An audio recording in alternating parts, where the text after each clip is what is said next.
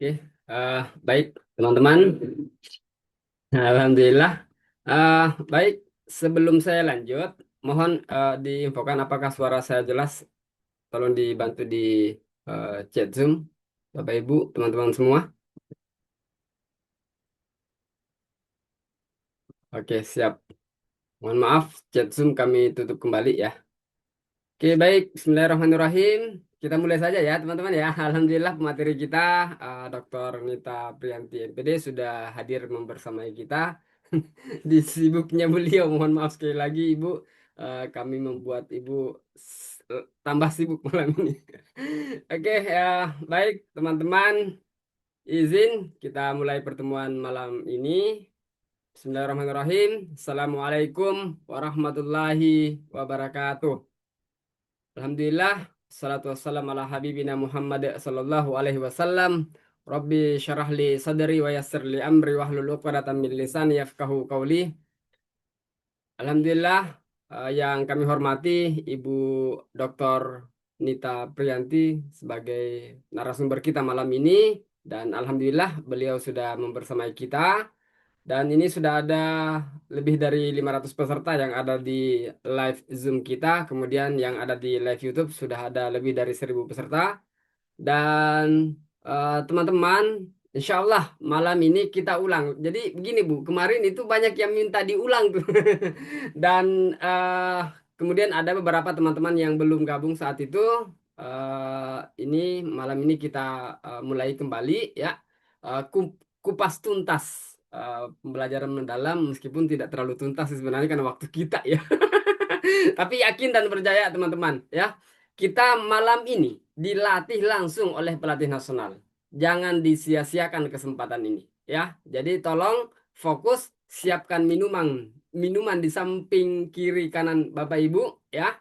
Eh, jangan sampai terlewatkan fokusnya teman-teman malam ini ya. Teman-teman, 2025 ini tahun ajaran ini pemerintah kemudian mengeluarkan beberapa aturan-aturan terbaru ya, ada perubahan-perubahan dalam kurikulum kita khususnya pada persoalan arah dan pandangan pembelajaran, yaitu dengan menggunakan arah pendekatan pembelajaran mendalam, dan itu malam ini akan kita kupas tuntas bersama dengan Ibu Dr. Nita Priyanti.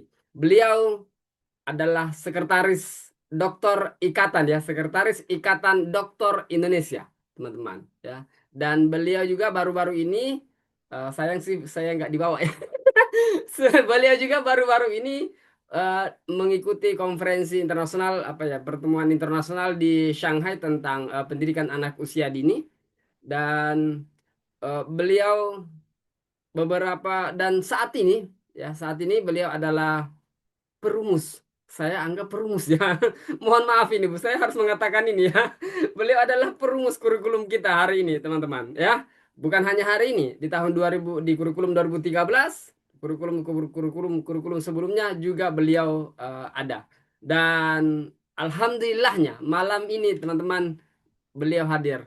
Mohon maaf Ibu menyita waktunya, dan Bapak Ibu sudah siap? Tolong catatannya, kalau ada catatannya ya, wajib sih ada, namanya juga guru kan. Ya, pulpennya silakan Bapak Ibu, kita fokus ke pemahaman malam ini ya. Oke, baik Ibu, eh, waktu dan ruang kami serahkan ke Ibu Dr. Nita Priyanti. Silakan Ibu. Baik, terima kasih Pak Bahtiar. Assalamualaikum warahmatullahi wabarakatuh. Waalaikumsalam warahmatullahi wabarakatuh. Oke, selamat malam teman-teman sekalian. Senang sekali pada malam hari ini saya bisa membersamai guru-guru yang sangat luar biasa. Tentunya saya yakin bahwa teman-teman yang ada di malam hari ini adalah orang-orang hebat. Kenapa saya bisa menyampaikan itu? Di tengah kesibukan teman-teman pagi mengajar, malam teman-teman masih tetap belajar. Ada saatnya kita menjadi guru, ada saatnya kita juga harus terus belajar. Kenapa kita bisa seperti itu? Karena tadi kemarin mungkin yang teman-teman sudah ikut webinar kemarin yang diselenggarakan oleh komunitasnya Pak Bahtiar ini, juga kemarin saya menyampaikan, kita ini ibarat jam dinding. Ketika jam dinding itu sudah tidak bergerak, maka sejatinya kita sudah tidak bermanfaat lagi untuk lingkungan sekitar. Nah, karena itu saya yakin teman-teman yang hari ini hadir, baik yang secara langsung, hadir secara langsung ya, yang saat ini ada 600 peserta, dan juga yang mungkin live secara YouTube yang diselenggarakan oleh komunitas Pak Bahtiar ini, yang katanya 1000 ya, 1000 ini, yang mudah-mudahan apa yang kita sampaikan hari ini bisa menjadi pemahaman bersama, kemudian bukan cuma hanya sebagai pemahaman, tetapi bisa terimplementasikan dengan baik. Waduh, Pak Bahtiar tadi luar biasa ya. Saya bukan tim perumus, gitu ya. Tapi saya terlibat di dalam apa namanya penyesuaian-penyesuaian untuk di PAUD. Karena PM ini sejatinya adalah secara global gitu ya, ada di tingkat SD, ada SMP dan SMA. Nah, di PAUD itu kemudian kita kerucutkan menjadi bagaimana pembelajaran pemahaman PM ini di dalam PAUD gitu ya. Nah, baik teman-teman sekalian, izin Bu Nita akan screen share. Oke, tapi sebetulnya suara saya apakah terdengar dengan jelas, Pak Bahtiar dan Aman, teman-teman? aman Bu, aman. Aman ya. Siap, Tapi siap. kok saya tidak ada ruang untuk saya screen share ya? Tidak ada apa namanya di bagian saya ini tidak Bagian bawah ada, nggak ada. nggak ada di bagian bawah juga tidak ada. Di Sudah. sini hanya Q&A, breakout room, whiteboard, nggak ada untuk saya screen share seperti semalam. Apakah di settingnya seperti itu? Coba Tidak. cek dulu. Host. Oke, pasnya. Sudah ada Bu? Sudah?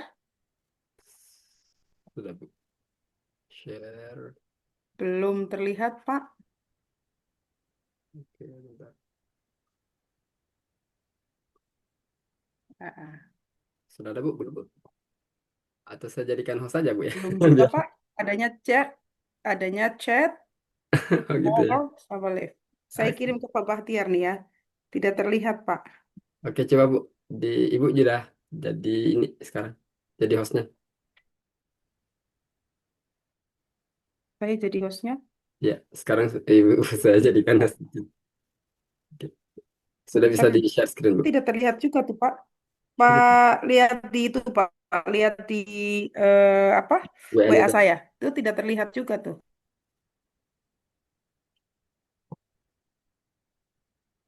Gitu. Tidak terlihat. Di more-nya Bu. Nggak ada. Di more nggak ada. Di more tuh tadi adanya. Oh, ini di sebelah saya yang paling atas. Nggak bisa, Pak. Sekarang Ibu jadi host nih. Sudah bisa, Pak. Sudah, Ya, sudah, sudah. siap. Oke. Teman-teman, apakah sudah terlihat?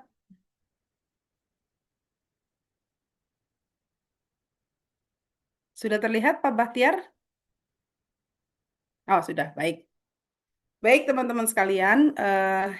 Dalam pelatihan ya, pelatihan-pelatihan yang mungkin selama ini teman-teman juga sudah mengikuti terkait dengan seperti apa sih pembelajaran mendalam ini gitu ya, atau PM ini seperti apa gitu. Nah, hari ini kita akan samakan persepsinya karena banyak sekali RPP yang berseliweran di luar sana gitu ya.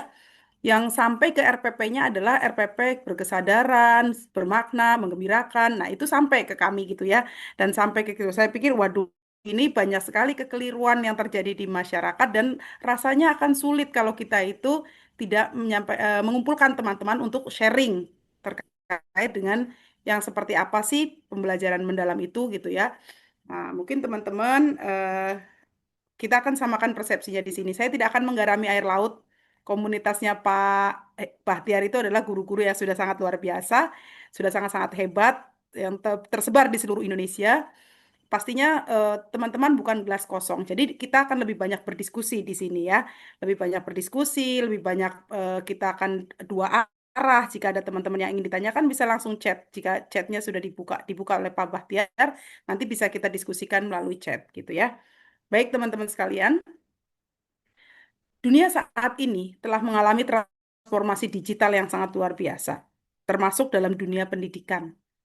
Ya, transformasi digital juga terjadi dalam pembelajaran di PAUD. Karena apa teman-teman sekalian? Di revolusi yang terus berkembang ini menjadikan gaya hidup kita juga sudah berubah. Mungkin 20 tahun yang lalu tidak pernah terfikirkan oleh kita bahwa kita itu ketika lapar, kita bisa pencet-pencet handphone, tiba-tiba ada yang menghantar makanan ke rumah kita. 20 tahun yang lalu, dunia pendidikan tidak pernah terfikirkan jika yang namanya jual beli adalah yang mereka pikirkan yang namanya jual beli adalah bertemunya antara penjual dan pembeli. Saat ini kita tidak tahu siapa yang menjual, kita tidak tahu siapa yang membeli. Tiba-tiba tok tok tok tok tok paket siap gitu ya. Nah, ini menggantikan apa? Bahwa perubahan sudah sangat luar biasa. Sebuah penelitian yang dilakukan oleh menurut prediksi World Economic Forum ya di tahun 2030 bahwa 65% pekerjaan yang saat ini ya ada gitu ya. Saat ini anak-anak sedang bersekolah itu akan bekerja pada sektor yang pekerjaannya tidak ada gitu ya. Dulu 20 tahun yang lalu banyak pekerjaan-pekerjaan itu, tetapi 20 tahun yang akan datang pekerjaan-pekerjaan itu sudah tidak ada lagi. Banyak sekali ya. Teman-teman mungkin sudah mengenal adanya game developer, kemudian affiliate dan sebagainya. Dulu nggak ada pekerjaan itu. Nah, sekarang pekerjaan itu ada gitu ya. Bisa kita bayangkan jika kita tidak mempersiapkan anak-anak kita dengan baik, apa yang akan terjadi? Dia akan tidak tidak mereka akan gagap pada saat kehidupannya mereka itu menjadi orang-orang produktif 20 tahun yang akan datang. Nah, teman-teman sekalian, pertanyaannya, apa sih yang dibutuhkan mereka untuk bisa mereka itu bisa beradaptasi kelak di kehidupannya? Tentu kemampuan ini yang perlu kita bangun ya, termasuk diantaranya salah satunya adalah nanti karakter gitu ya. Jadi kemampuan karakter, komunikasi, kolaborasi, kreatif, critical thinking ini yang harus kita bangun pada anak-anak kita. Bukan lagi hanya sekedar mereka bisa membaca dan menulis. Dia bisa membaca dan menulis tapi dia tidak punya kemampuan kolaborasi yang baik. Yang apa kolaborasi? Dia bekerja sama. Karena apa? Orang-orang yang akan bekerja pada level atas, gitu ya, middle ke atas, dia adalah orang-orang yang bisa bekerja sama dengan baik, punya komunikasi yang baik, punya kreativitas dan critical thinking yang baik. Nah, karena itu kita harus berubah, gitu ya. Eh, ini ada apa sebuah kalimat indah dari Ali bin Abi Thalib, didiklah anakmu sesuai zamannya karena mereka akan hidup di zamanmu, bukan di zamanmu. Mereka akan hidup di zamannya, bukan di zamanmu. Nah, kemudian bagi yang beragama Muslim, mungkin kita sama-sama tahu ada surat An-Nisa ayat 9 yang mengatakan bahwa apa? Hendaklah kita takut kepada Allah, orang-orang yang seandainya meninggalkan di belakang mereka anak-anak yang lemah, yang khawatir terhadap kesejahteraan mereka. Nah, ini adalah sebuah pesan dari Allah Subhanahu wa taala bagi kita yang beragama Muslim. Nah, teman-teman sekalian, yang wilayah Wita, Wita aman ya, Wita ya, belum jam 12 ya. Aman, Bu. Teman-teman sudah Aman terbiasa. lah ya, aman semua ya. Oke, baik teman-teman sekalian. Eh, dalam pelatihan-pelatihan PM itu akan diawali dengan yang namanya growth mindset atau membuka pola pikir. Ya, teman-teman saat ini mungkin teman-teman berpikir ya, kenapa sih ada orang yang berbeda gitu ya, orang yang berbeda yang berpikirnya begitu melesat, ada orang yang biasa-biasa saja, bahkan ada orang yang berpikirnya nggak mau maju. Ah, udahlah saya cukup sekian saja atau cukup begini-begini saja. Nah, itu diawali atau dimulai dari pola pikirnya. Jika pola pikirnya mereka itu berpikir ya, kenapa pola pikir itu akan mendikte tindakan kita, akan menentukan tindakan kita. Nah, tindakan akan menentukan hasil kita. Jika pikiran kita adalah eh, jika pikiran kita adalah kita tidak bisa, maka itu juga yang akan menjadi apa yang akan tindakan kita. Nah, kalau kita berkata tentang pola pikir, itu ada dua pola pikir dalam diri manusia. Yang pertama adalah pola pikir yang growth mindset atau pola pikir tumbuh PPT atau fixed mindset. Pola pikir tetap. Ya, PPT itu pola pikir tetap, kalau growth mindset pola pikir bertumbuh PPB. Ya, apa itu growth mindset? Growth mindset adalah keyakinan bahwa kecerdasan itu bisa dipelajari. Ya, tapi orang yang fixed mindset, kecerdasan dan keterampilan itu bersifat tetap, ya tidak dapat dipelajari itu dan memang udah turunan, gitu ya. Padahal bukan turunan ya, tapi tanjakan gitu ya, turunan dan tanjakan gitu. Oke, nah ini teman-teman sekalian, orang-orang yang berpikir fixed mindset gitu ya. Ketika dia itu mendapat tantangan, apa yang dia lakukan? Dia akan menghindar. Kalau yang fixed mindset. Tapi orang memiliki ya pemikirannya growth mindset, ketika dia mendapat tantangan, dia akan menerima. Kalau ada sesuatu yang baru, dia itu akan merenung untuk belajar. Itu orang-orang yang fixed mindset, yang growth mindset. Tapi orang-orang yang fixed mindset pasti akan berpikir, ini apa lagi sih? Bikin pusing lagi aja. Kemarin belum berubah, baru belajar kurikulum merdeka. Sekarang ada lagi PPM. Gitu ya, ada lagi PM nih, apa lagi nih gitu ya. Jadi orang-orang yang ada yang berpikir seperti itu adalah orang-orang fixed mindset. Tapi saya yakin yang hadir pada malam hari ini, baik yang melalui YouTube maupun yang hadir secara offline langsung, online langsung seperti ini, yang melalui Zoom ini adalah orang-orang yang berpikir growth mindset. Kenapa? Karena orang-orang yang terus pengen belajar dan pengen belajar. Ya, kemudian ada orang yang berpikirnya fixed mindset itu ketika dia mendapatkan sebuah tekanan ya, tekanan itu dia akan menyerah. Udahlah, nggak mau. Gitu ya. Tapi kalau orang yang growth mindset, dia akan bertumbuh, bertahan. Dia akan bertahan, kemudian dia akan mencari strategi-strategi baru. Ya. Kemudian ketika ada effort, akan menganggap, mubazir. Tapi bagi orang-orang yang growth mindset, itu akan menjadikan sebuah peluang untuk dia bisa bertumbuh. Nah, kemudian orang-orang yang fixed mindset, ketika dia mendapatkan kritik, orang yang fixed mindset mengatakan, wah saya diserang. Saya diserang oleh teman-teman ini, oleh ini. Tapi kalau yang growth mindset atau berpikir bertumbuh, ya, ketika dia dikritik, ini akan menjadi sebuah informasi. Gitu ya. Nah, kemudian teman-teman, kalau orang yang fixed mindset, ketika ada orang lain yang sukses, gitu ya, orang lain sukses, itu akan menjadi inspirasi. Dia aja bisa, kenapa saya enggak? Apa saya akan belajar ke dia, apa yang bisa saya lakukan supaya saya juga bisa sukses. Tapi orang yang fixed mindset menganggap bahwa keberhasilan orang lain adalah sebuah ancaman. Nah, ini teman-teman sekalian, di materi yang namanya PM, pelatihan-pelatihan PM ini ada kurang lebih 6 ya, 6 atau 7 materi itu. Materi pertama adalah tentang growth mindset. Gitu ya.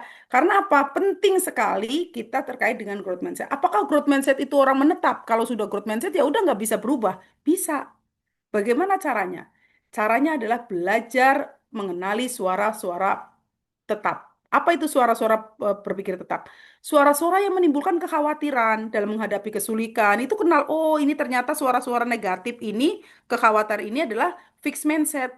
Apa yang harus dilakukan? Sadari bahwa kita punya pilihan. Ya, kita punya pilihan. Pilihan yang seperti apa? Kalau kita dilahirkan ya, Pak Pak Pak Direktur nih, Pak Direktur komunitas itu apa dilahirkan laki-laki, dilahirkan di Makassar, itu sudah ditakdirkan seperti itu nggak ada pilihan. Tetapi kalau kita tindakan kita itu kita bisa memilih, gitu ya. Tindakan kita bisa memilih kita mau melakukan itu atau tidak. Maka ketika hati kita nih dipenuhi dengan kekhawatiran, dipenuhi dengan eh, ketakutan menghadapi tantangan, sadari bahwa kita punya pilihan. Kembali berbicara dengan nada-nada atau dengan kalimat-kalimat PPB atau pola berpikir tumbuh atau growth mindset. Apa itu? Suara-suara yang menimbulkan optimis. Oh, saya bisa menghadapi tantangan ini. Apa sih yang nggak bisa? Kalau ini sulit, cari cara lain. Cara lain seperti apa? Lalu lakukan aksi dengan suara-suara PPB itu. Gitu ya. Jadi tidak ada yang sulit. Yang sulit itu mindset kita. Ya, jadi besok-besok lagi kalau ada tantangan dia sama gurunya suruh ngisi dapodik, wah tambahan lagi nih. Suruh ngisi apa namanya? Suruh ngisi rapot pendidikan gitu ya. Nah, itu jangan berpikir saya nggak bisa komputer, saya nggak bisa ini. Nah, belajar. Karena apa? Otak kita diciptakan oleh Tuhan bisa melakukan segala sesuatu. Gitu ya. Dengan cara tadi kita berubah dari pola pikir kekhawatiran menjadi optimis gitu. Nah, ini ciri-cirinya teman-teman. Orang-orang yang pola pikirnya tetap, itu begini pikirannya. Kalau saya gagal, berarti saya tidak mampu. Nah, itu orang pikirnya tetap. Tapi orang yang berpikir tumbuh, kalau saya gagal, berarti saya harus belajar, lalu mencoba lagi.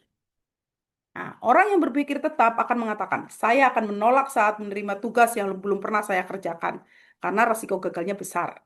Tapi orang yang berpikir tumbuh akan mengatakan, saya akan menerima pekerjaan yang belum pernah saya kerjakan, sebab ini adalah peluang untuk belajar dan mengembangkan potensi diri.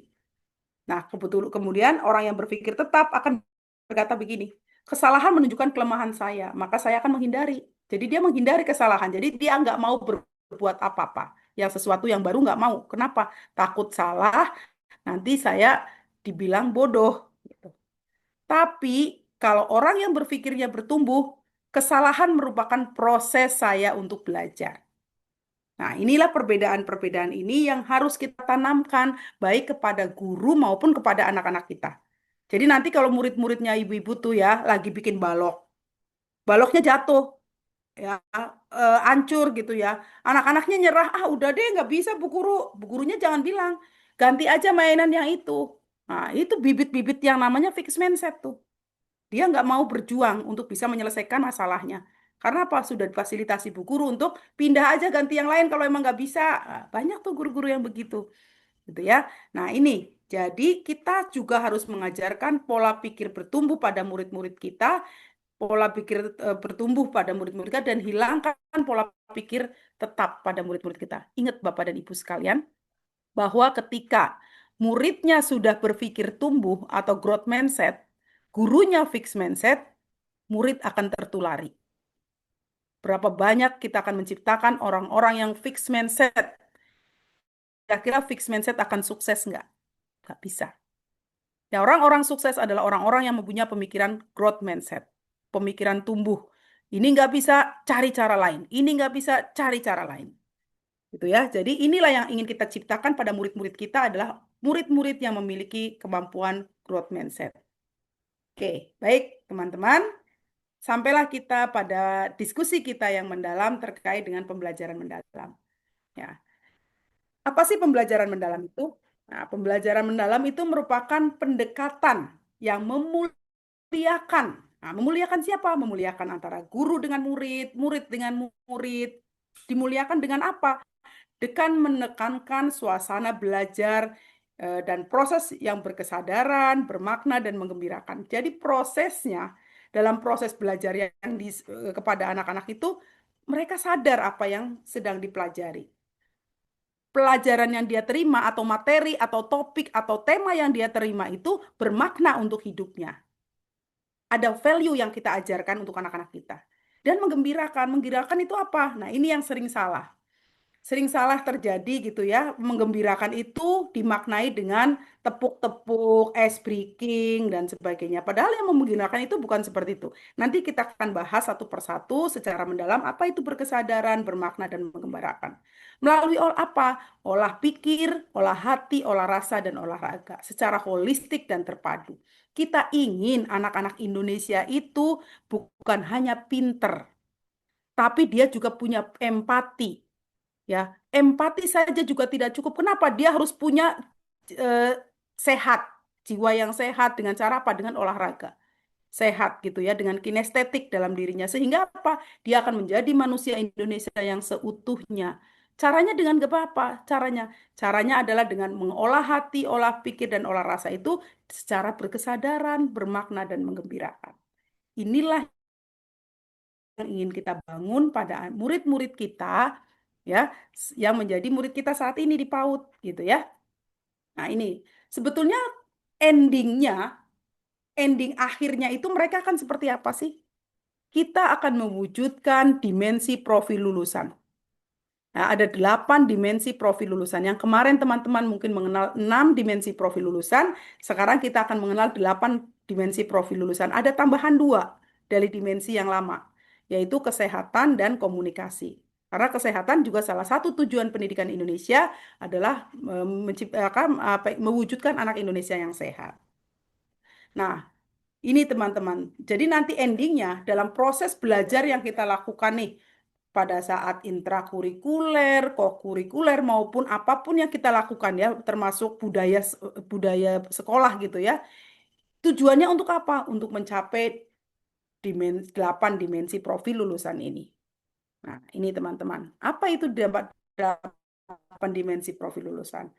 8 dimensi profil lulusan ini adalah keimanan dan ketakwaan kepada Tuhan Yang Maha Esa. Itu dimensi profil lulusan pertama. Yang kedua adalah kewargaan.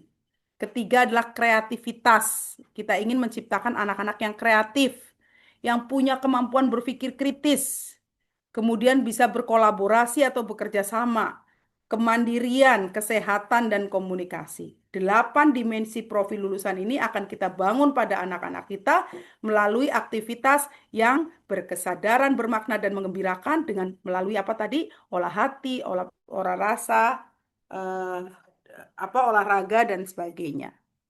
Ya. Nah, teman-teman sekalian, ada empat ada empat kerangka besar yang namanya pembelajaran mendalam. Kerangka besarnya itu apa? Kerangka besarnya itu adalah pertama dimensi profil lulusan. Yang kedua adalah prinsip pembelajaran. Jadi yang berkesadaran, bermakna, dan menggembirakan itu adalah prinsip pembelajaran. Eh, Kalimatnya begini, teman-teman sekalian. Kita ingin menciptakan anak-anak Indonesia yang beriman bertakwa kepada Tuhan Yang Maha Esa, kewargaan, kreativitas, bernalar kritis, kolaborasi, kemandirian, kesehatan, dan komunikasi. Nah, untuk bisa mewujudkan itu, maka dalam belajar, dia harus sadar apa yang dia pelajari.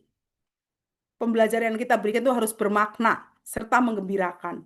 Nah, untuk saat belajarnya itu berkesadaran, bermakna, dan menggembirakan, itu apa? Melalui apa? Melalui pengalaman belajar.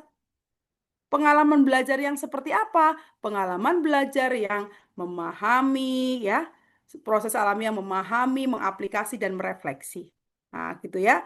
Nah, untuk bisa memahami, mengaplikasi, dan merefleksi dalam proses pembelajaran ini, dalam proses pengalaman belajar ini, maka anak-anak juga harus disiapkan. Nah, kita harus paham nih, apa sih pembelajaran itu? Pembelajaran itu adalah sesuatu yang dirancang oleh kita guru.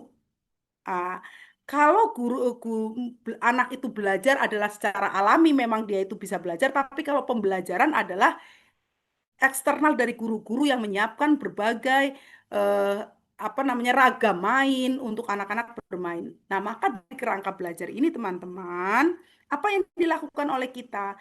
Yang dilakukan adalah kerangka pembelajaran ini adalah apa sih panduan sistematif dalam menyusun desain pembelajaran. Yaitu apa saja? Ada praktek pedagogis. Apa itu praktek pedagogis? Praktek pedagogis adalah sebuah metode yang akan kita gunakan apa, strateginya apa, gitu kan? Kemudian ada apa lagi? Kemitraan belajar, kemitraan pembelajaran.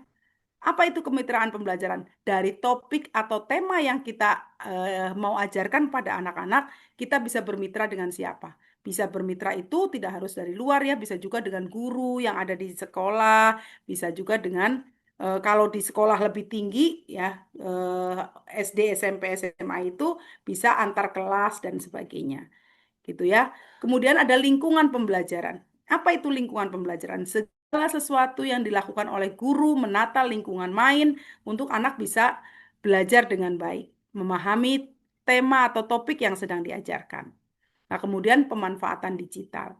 Nah, kerangka inilah yang kemudian akan kita turunkan menjadi rencana pembelajaran. Jadi nanti di RPP akan muncul identitasnya apa, bagaimana prinsip pembelajarannya, pengalaman belajarnya seperti apa, kerangka pembelajaran seperti apa, bagaimana. Nah, ini akan kita rumuskan di dalam atau kita turunkan di dalam rencana pembelajaran kita. Itu ya. Nah, ini tadi ya, apa sih kewargaan? Nah, kewargaan saya rasa bukan hal yang baru buat teman-teman sekalian ya. Kewargaan itu cinta tanah air, menghargai perbedaan, keberagaman, dan sebagainya.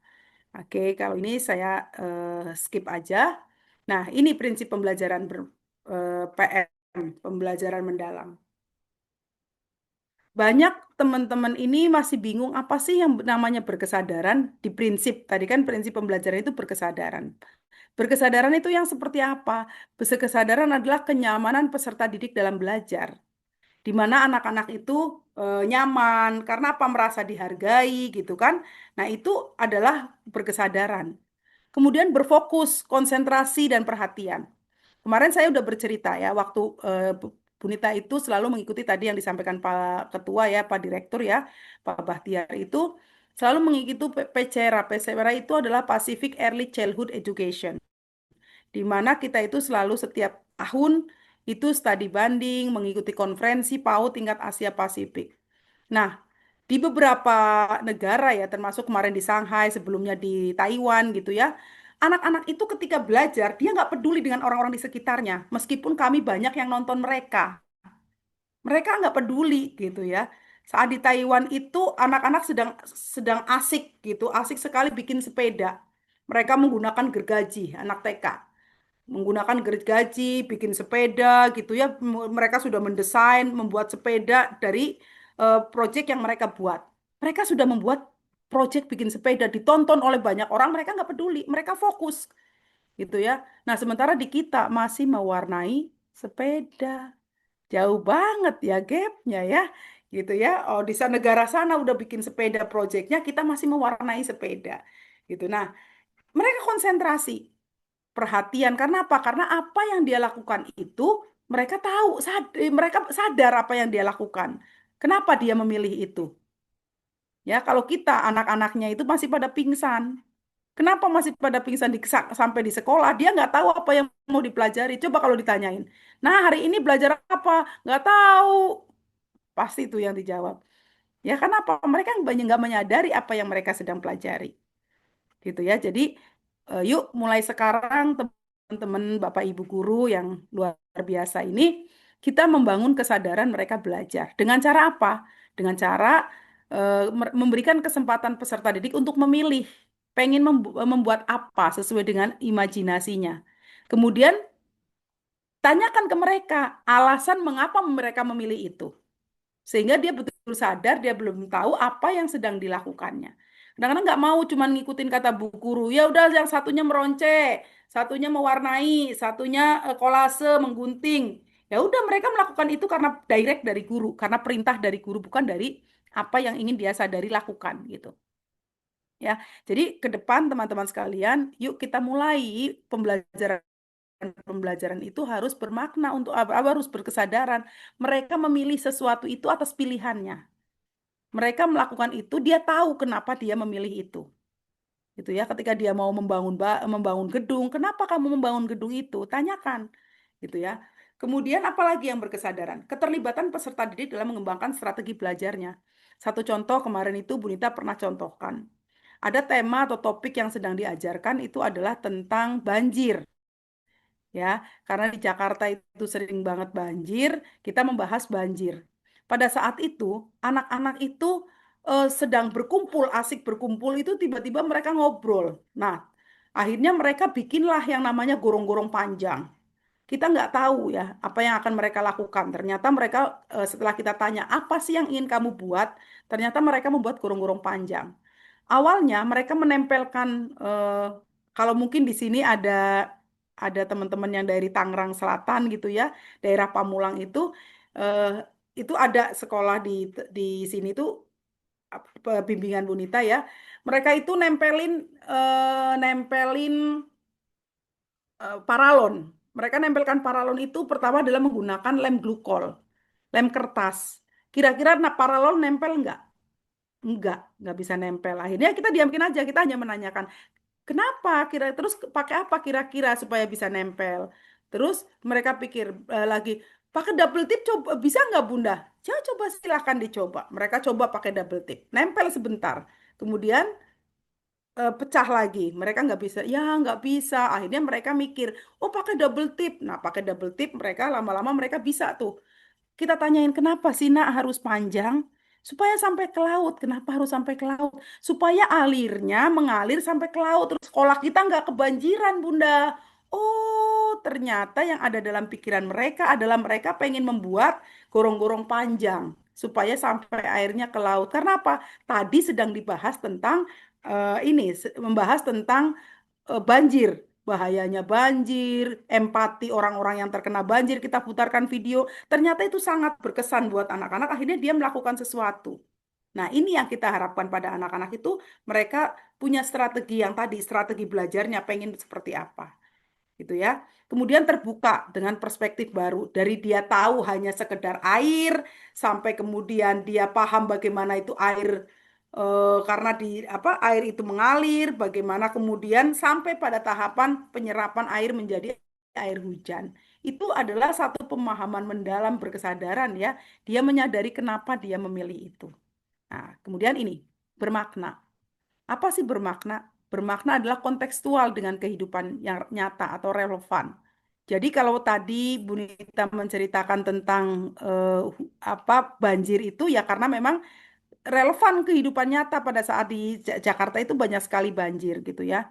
Nah, nanti bisa teman-teman mencari sesuatu yang memang sangat dekat dengan anak-anak gitu. Yang berikutnya adalah keterlibatan peserta didik apa dalam memecahkan masalah isu. Tadi isu-isu atau permasalahan-permasalahan. Tadi ada masalah banjir, masalah apa yang terdapat dengan kehidupan nyata. Kemudian keterkaitan dengan pengalaman sebelumnya. Kemudian ada kebermanfaatan pengalaman belajar untuk diterapkan dalam konteks baru. Nah, ini sebetulnya nanti setelah ini ya, sebelum menyusun RPP-nya seperti apa, nanti akan Bunita akan putarkan satu buah video untuk bisa memahami seperti apa sih yang namanya pembelajaran mendalam itu. Ya, kemudian prinsipnya menggembirakan. Nah, menggembirakan itu adalah sesuatu yang mungkin bukan tadi yang saya sampaikan tepuk-tepuk mereka itu enggak ya. Yang namanya menggembirakan itu apa sih? Yang namanya menggembirakan itu adalah lingkungan pembelajarannya itu interaktif. Ya, interaktif itu seperti apa? Interaktif itu eh sebentar. Tarik nak, itu habis baterainya. Ya, yang namanya menggembirakan itu bukan happy-happy, tepuk-tepuk, ice breaking. Tetapi menggembirakan itu adalah lingkungan pembelajarannya interaktif. Ada interaksi antara guru dengan muridnya, murid dengan muridnya yang lain, guru dengan teman-teman yang lain. Itu ada interaksi di dalam sana. Kemudian apa? Aktivitas belajarnya itu menarik minat anak, menarik rasa ingin tahu anak. Kalau anak hanya diajarkan, nah hari ini kita akan belajar ya tentang binatang. Apa yang kamu ketahui tentang apa aja binatang buas, oh, gitu ya. Biasanya ada yang bilang buaya. Oh, nanti Pak Bakhtiarnya bilang buaya darat. Gitu. Terus nanti ada lagi apa lagi? Nah, binatang buas apa lagi? Ada serigala.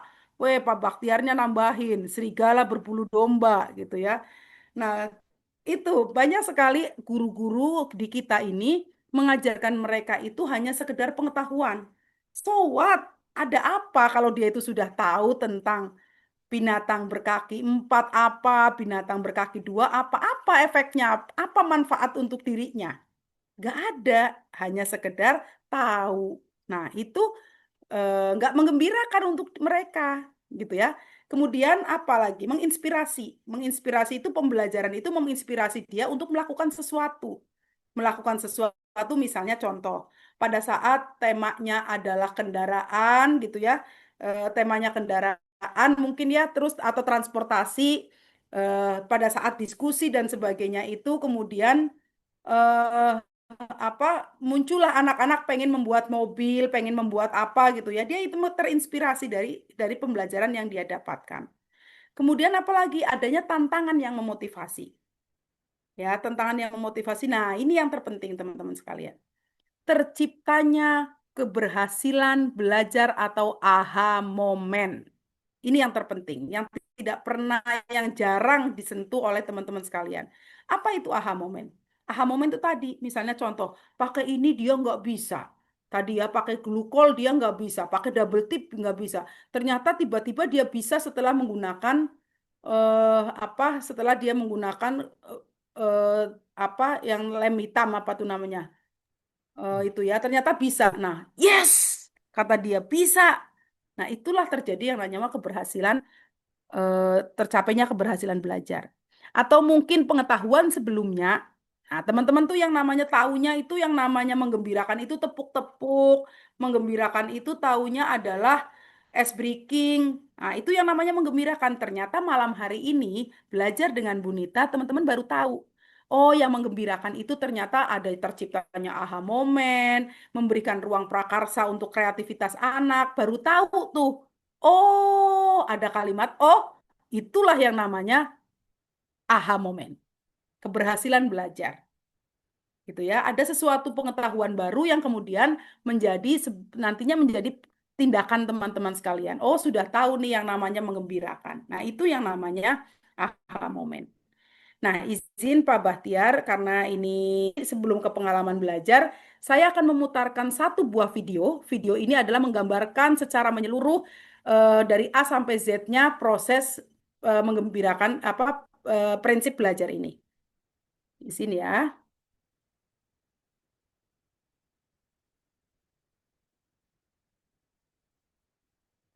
Oke, sudah terlihat belum videonya? Belum, Bu. Belum ya. Oke, sebentar. Jangan lupa ininya, Bu. Ya. Share soundnya juga. Ya,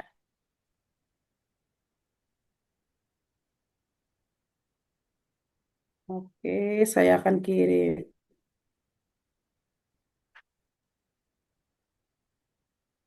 Oke. Sambil menunggu video, mungkin ada yang ingin ditanyakan Pak Bahtiar Oh sampai di iya, pengalaman ini sebelum ke pengalaman belajar. siap. Oke, eh, baik teman-teman. Jadi sebelum kita masuk ke pengalaman belajar, ya, saya berharap, kami berharap teman-teman menggembirakan dalam bertanya, gitu loh. Menemukan kegembiraannya. Silahkan bertanya, apa namanya, teman-teman. Ayo, ya, ini kesempatan kita. Silakan tanyakan apapun itu ke ibu, ya. Jarang loh ya, jarang, jarang kita akan bertemu dengan beliau ya. Jadi teman-teman silakan ya, silakan. Mana tahu kita malam ini mendapatkan kegembiraan ya, insya Allah. Oke, silakan Ibu dari TK Bakti Ceria, silakan disebut nama dan nama lembaga serta asal kabupaten, silakan. Baik, terima kasih. Assalamualaikum warahmatullahi wabarakatuh. Waalaikumsalam warahmatullahi wabarakatuh. Saya Ibu Waalaikumsalam Mistri, warahmatullahi Bu Mistri dari Bulungan, Kalimantan Utara. Pak Kaltara, ya. Storing ya. Ya, story Bu, bisa dimatikan yang di HP dulu. Suaranya enggak jelas yang di laptop. Baiklah. Jadi yang ingin saya tanyakan terkait ini Bu, apa? Penataan pertama, penataan ragam main itu apakah seperti dulu mungkin ada 3 densitas, terus yang kedua bagaimana keterkaitan pembelajaran mendalam dengan STEAM? Ya, Itu mohon nanti pertanyaan bagus. penjelasan dari Ibu, apakah nanti kita masih mengaitkan pembelajaran mendalam dengan STEAM? Oh ya, Ya, maaf, nama saya Ibu Mistri Bu tadi dari Bu TK Bakti Mistri Ceria, ya. Bulungan, Kalimantan Utara. Dulu pernah juga bertemu dengan Ibu Mita di Jakarta waktu pelatihan kurikulum Merdeka. Oke. Alhamdulillah bertemu kembali ya Bu ya. Oke, Eh, Alhamdulillah Bu. Ya, pembelajaran mendalam apakah berkaitan dengan STEAM dan sebagainya? Oke, nanti akan saya ini kan Bu izin Ibu Mistri, Bu.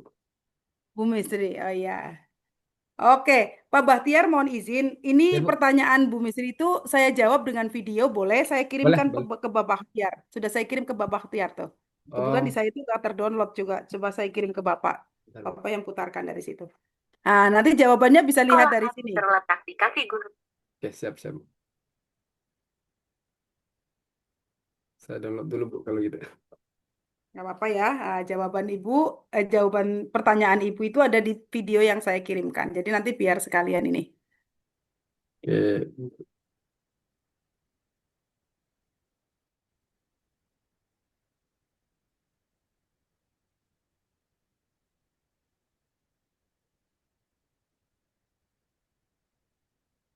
Oke.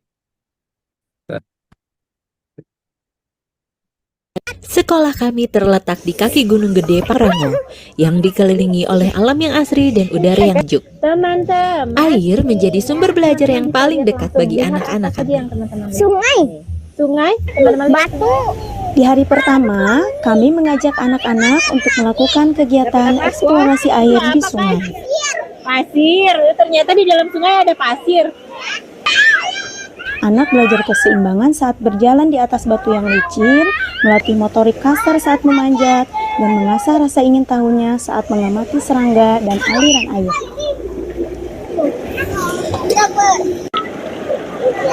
Dapat apa? Berselaput. Setelah bermain air di sungai, mereka penasaran dari mana sebetulnya air sungai itu berasal. Satu persatu anak mulai menyebutkan sumber-sumber air. Sebagai pemantik kami bertanya, ada yang tahu sumber air lainnya? Akai kenapa bilang di awan itu ada air? Karena hujan. Karena ada hujan. Diskusi sederhana ini membuka pintu bagi pemahaman anak yang lebih luas. Anak-anak mulai menghubungkan pengalaman mereka dengan pengetahuan yang baru, bahwa hujan adalah bagian penting dari siklus air.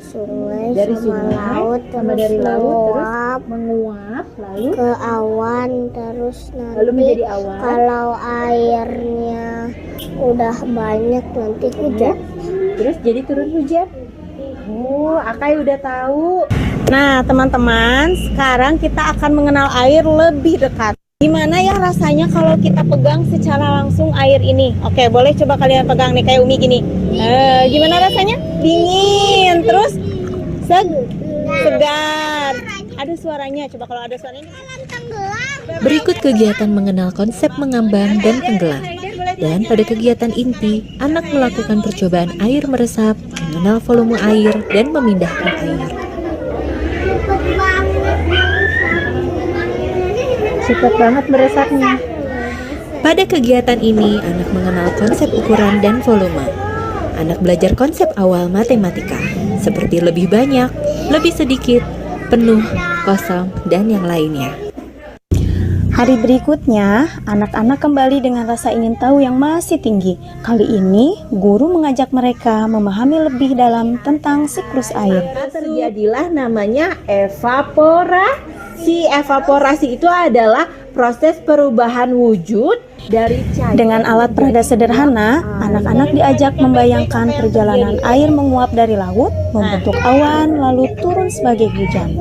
Untuk menguatkan pemahaman, mereka melakukan eksperimen air hujan menggunakan bahan sederhana, air panas, dan es batu. Ada penguapan, terus apa lagi? Masih terinspirasi dari kegiatan di sungai kemarin, guru mengajak anak-anak membuat perahu dari barang bekas. Dengan tangan yang sibuk dan mata berbinar, anak-anak belajar ilmu sains, kreativitas, dan kerjasama semua dalam kegiatan penuh makna. Mereka menguji mana yang bisa mengapung dan mana yang tenggelam. Tunggu yang lama. Kayak ditunggu ya. Apa yang terjadi sama perahunya Tama? Apa? Tenggelam, walaupun dia terbuat dari plastik, dia bisa mengapung. Kenapa punya Tama bisa tenggelam? Karena ada apa? Ada apa, Hamas? Ada lubang. Di mana lubangnya? Oh, itunya tidak tertutup ya. Oke. Oh, sama di bawahnya juga ada lubang ternyata. Coba lihat. Petualangan air di hari berikutnya. Anak-anak kami ajak untuk menjadi seorang insinyur cilik. Tantangan kali ini adalah membuat filter air dan kincir air sederhana. Dengan bimbingan guru, mereka melihat video cara pembuatannya. Lalu, mereka merancang dan menyusun bahan apa saja yang diperlukan. Kemudian, mereka memulai untuk membuat proyek secara berkelompok.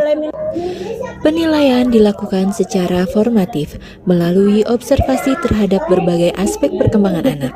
Kami mengamati keterlibatan anak dalam kemampuan mengamati, kreativitas, dan kemampuan sosialnya yang berhasil berkembang sesuai harapan hingga berkembang sangat baik, yang kami tuang pada jurnal harian dan asesmen penilaian.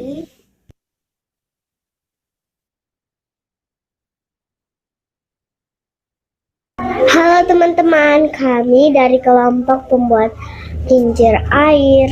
Kincir air sederhana kami dibuat dari barang bekas seperti botol plastik, stik kayu, dan tutup botol. Mari kita coba kincir air yang kami buat. Ayo kita lihat apa yang terjadi ya teman-teman. Meski hasil proyek yang belum sesuai harapan, anak-anak belajar untuk bekerja sama, menyelesaikan masalah, dan berpikir kreatif. Oke. Apa yang teman-teman lihat dari video yang saya putarkan? Wow. Boleh silakan Wow, Bu keren. Popon. Bu Masya Allah. Popon coba. Wow. Wow, silakan di chat Zoom. Wow. Apa yang teman-teman lihat di sana? Mendalam tidak? Mereka sadar nggak apa yang mereka lakukan? Mereka bergembira nggak? Kemudian berkesadaran, bermakna nggak apa yang mereka pelajari? Sangat mendalam, kata Bu Haji Sumiati. Kemudian, Masya Allah, wah, mendalam keren banget. Itulah pembelajaran di PAUD yang namanya mendalam. Mereka nggak hanya belajar tentang kulit apa itu air, tapi berhari-hari mereka mempelajari tentang air sampai gitu. Ada yang bilang mendalam pisan gitu ya. Nah, inilah semuanya. Jadi nggak perlu banyak Bunita berbicara tentang pembelajaran mendalam. Video tadi sudah bisa dipahami oleh teman-teman semuanya. Begitulah proses pembelajaran mendalam pada anak-anak usia dini. Itu ya teman-teman sekalian ya. Oke, pengalaman belajarnya sangat mendalam, keren, mendalam. Mau videonya bikin sendiri gitu ya. Di sekolah ibu bikin sekolahnya supaya seperti itu. Nah, gimana caranya tuh ya? Bu Popon tuh. Siapa lagi yang bilang? Pengen seperti itu videonya. Ya, kalau mau videonya, apakah deep learning ini bisa bisa melakukan puncak tema? Ya bisa saja Bu, nanti yang namanya co-kurikulernya itu bisa dengan puncak tema. Ya, menguatkannya dengan yang namanya co-kurikuler itu nanti adalah kalau dulu teman-teman memahaminya dengan P5, kalau kokuler sekarang ini bisa dikuatkan dengan yang namanya puncak-puncak tema. Sehingga lebih apa? Lebih mendalam apa yang mereka pahami tentang konsep yang sedang diajarkan. Gitu ya. Tergambar sekali bagaimana pembelajaran di PAUD itu dari dia sekedar di lingkungan sekitarnya, sampailah dia mempelajari tentang air dan sebagainya. Ya, keren ya pembelajaran begitu ya. Yuk, kita belajar begitu juga di sekolah kita masing-masing. Kita akan menciptakan anak Indonesia yang hebat. Oke? Baik, teman-teman sekalian, masuk kepada pengalaman belajar. Pengalaman belajar. Pengalaman belajar itu apa sih? Pengalaman belajar itu adalah bagaimana kita akan memberikan pengalaman belajar pada anak-anak agar anak apa? Agar anak memahami apa yang kita ajarkan. Kalau tadi tuh temanya tentang air, anak memahami tentang air, ya. Terus kemudian apalagi dia mengaplikasikan pengetahuannya. Apa yang dia lihat tadi? Eh, ada yang bikin perahu dari dus, ada yang dari macam-macam ya, mereka tuh beda-beda bentuknya, bukan karena kita yang meminta tapi mereka yang kita beri tantangan untuk membuat itu gitu. Nah, mereka ada yang membuat dari dari bekas botol minuman, air mineral tadi ya. Terus ada yang dari dus-dus dan sebagainya. Mereka mengaplikasikan pengetahuan yang dia dapatkan tentang air itu sendiri. Kemudian dia merefleksi. Merefleksi itu dengan cara apa? Tadi tuh dia mempresentasikan di depan teman-temannya. Kemudian dia juga bisa menceritakan apa yang tadi sulit, ya kan? Tadi nggak bisa nih bikin ini, tapi dengan seperti ada yang hal-hal seperti itu yang muncul pada anak-anak pada saat merefleksi.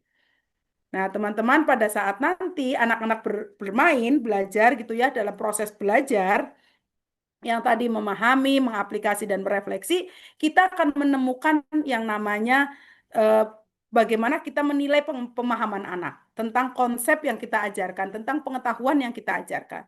Nah, kita mengenalnya, kalau dulu teman-teman mengenal dengan taksonomi Bloom, sekarang kita mengenal dengan namanya taksonomi Solo. Nah, taksonomi Solo itu seperti apa sih?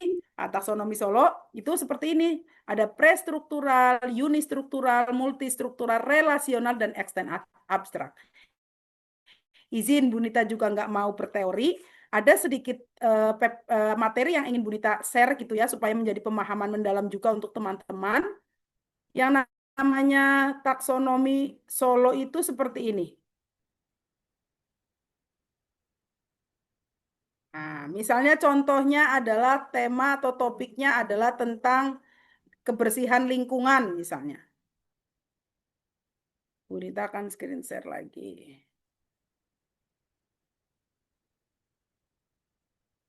Kelihatan nggak Pak Bahtiar? Nah, nih teman-teman nanti akan mengenal yang namanya apa itu prestruktural, apa itu unistruktural, dan sebagainya. Ya, kalau prestruktural itu apa? Prestruktural itu anak belum memahami ya satu topik yang sedang diajarkan, belum memahami konsepnya. Kalau unistruktural, dia baru memahami satu konsep, satu aspek. Kalau multistruktural, dia memahami beberapa aspek secara terpisah. Kalau relasional, menghubungkan beberapa aspek ya dengan kehidupan nyata. Ya, kalau abstrak yang diperluas atau extend abstrak itu adalah mengeneralisasi dan menerapkannya dalam konsep baru. Contohnya begini teman-teman. Misalnya temanya adalah tentang kebersihan. Nah, ketika kita ukur anak-anak dengan pertanyaan ini, apa itu sampah ya? Nah, dia baru menyebutkan sampah itu apa, dia baru tahu sampah itu apa. Oh, sampah itu barang yang kotor, sisa makanan, berarti dia baru tahu apa itu sampah. Masuklah ke unistruktural, dia mau memahami satu aspek. Sampah itu bisa dari kertas, apalagi ya yang bisa jadi sampah ya. Oh, ada dari eh, apa namanya dari kertas, dari plastik. Nah, itu nanti dia sudah mulai memahami dua struktur, memahami dua aspek gitu ya. Nah, kalau multistruktural, dia itu sudah memahami beberapa aspek. Misalnya apa? Apa saja di sampah yang kamu tahu? Oh, sampah itu bisa jadi dua loh. Ada sampah kering, sampah basah. Coba sebutkan contohnya sampah kering apa? Nah, dia itu sudah multistruktural. Kalau relasional, itu sudah begini. Apa, bagaimana ya cara kita memilah sampah supaya lingkungan bersih? Nah, relasional itu sudah ada dikaitkan dengan kehidupan. Yang tadinya hanya sampah, dikaitkan dengan lingkungan. Sudah mulai relasional, mengkaitkan dengan kehidupan nyata. Nah, kenapa kita tidak boleh membuang sampah sembarangan?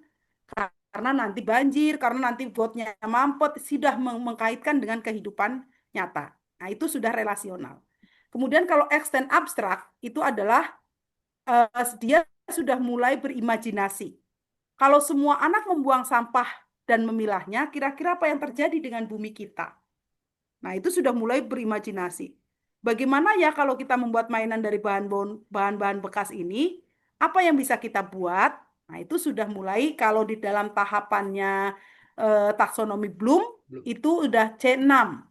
Ya, tapi kalau dalam taksonomi Solo itu namanya extend abstrak. Dia sudah mulai berimajinasi gitu ya.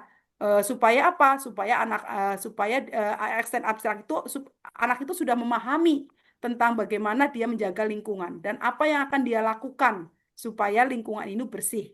Nah, itu adalah extend abstrak. Nah, di sini yang ingin Bu Nita sampaikan terkait dengan nanti di pengalaman belajar. Karena di pengalaman belajar itu kita akan menemukan itu. Nah, ini ya. Nah, ini di pengalaman belajar itu ada yang namanya taksonomi Solo. Nah, teman-teman sekalian, pada saat tahapan pengetahuan itu ada pengetahuan esensial, ada pengetahuan aplikatif dan ada nilai karakter, nilai dan karakter. Nah, pengetahuan itu esensial itu terkait dengan apa? Terkait dengan seperti tema-tema yang ingin kita ajarkan, topik-topik yang ingin kita ajarkan. Pengetahuan aplikatif itu apa? Pengetahuan terkait dengan sesuatu yang bisa diaplikasikan. Pengetahuan misalnya contoh antri, mencuci tangan pada tempatnya, bagaimana pengetahuan tentang mencuci tangan yang benar. Nah, itu namanya pengetahuan aplikatif. Dan ada lagi pengetahuan tentang nilai dan karakter. Misalnya apa? Kejujuran, berbuat baik, empati, dan sebagainya. Itu ya. Nah, itu tadi memahami. Memahami itu apa sih? Memahami itu eh, yang kita lakukan adalah bagaimana cara anak itu bisa memahami. Memahami itu apa? Menghubungkan pengetahuan baru dengan pengetahuan sebelumnya. Misalnya tadi dia belajar tentang air. Kemudian kita kaitkan bahwa air itu ada yang bisa tenggelam dan eh, tenggelam, terapung dan tenggelam sampai pada tahapan dia membuat kincir air. Sesuatu yang pengetahuan yang baru dikaitkan dengan pengetahuan sebelumnya. Gitu ya. Kemudian apalagi yang memahami? Memahami itu menstimulasi proses berpikir peserta didik. Kemudian yang namanya memahami menghubungkan dengan konteks nyata dan kehidupan sehari-hari tadi.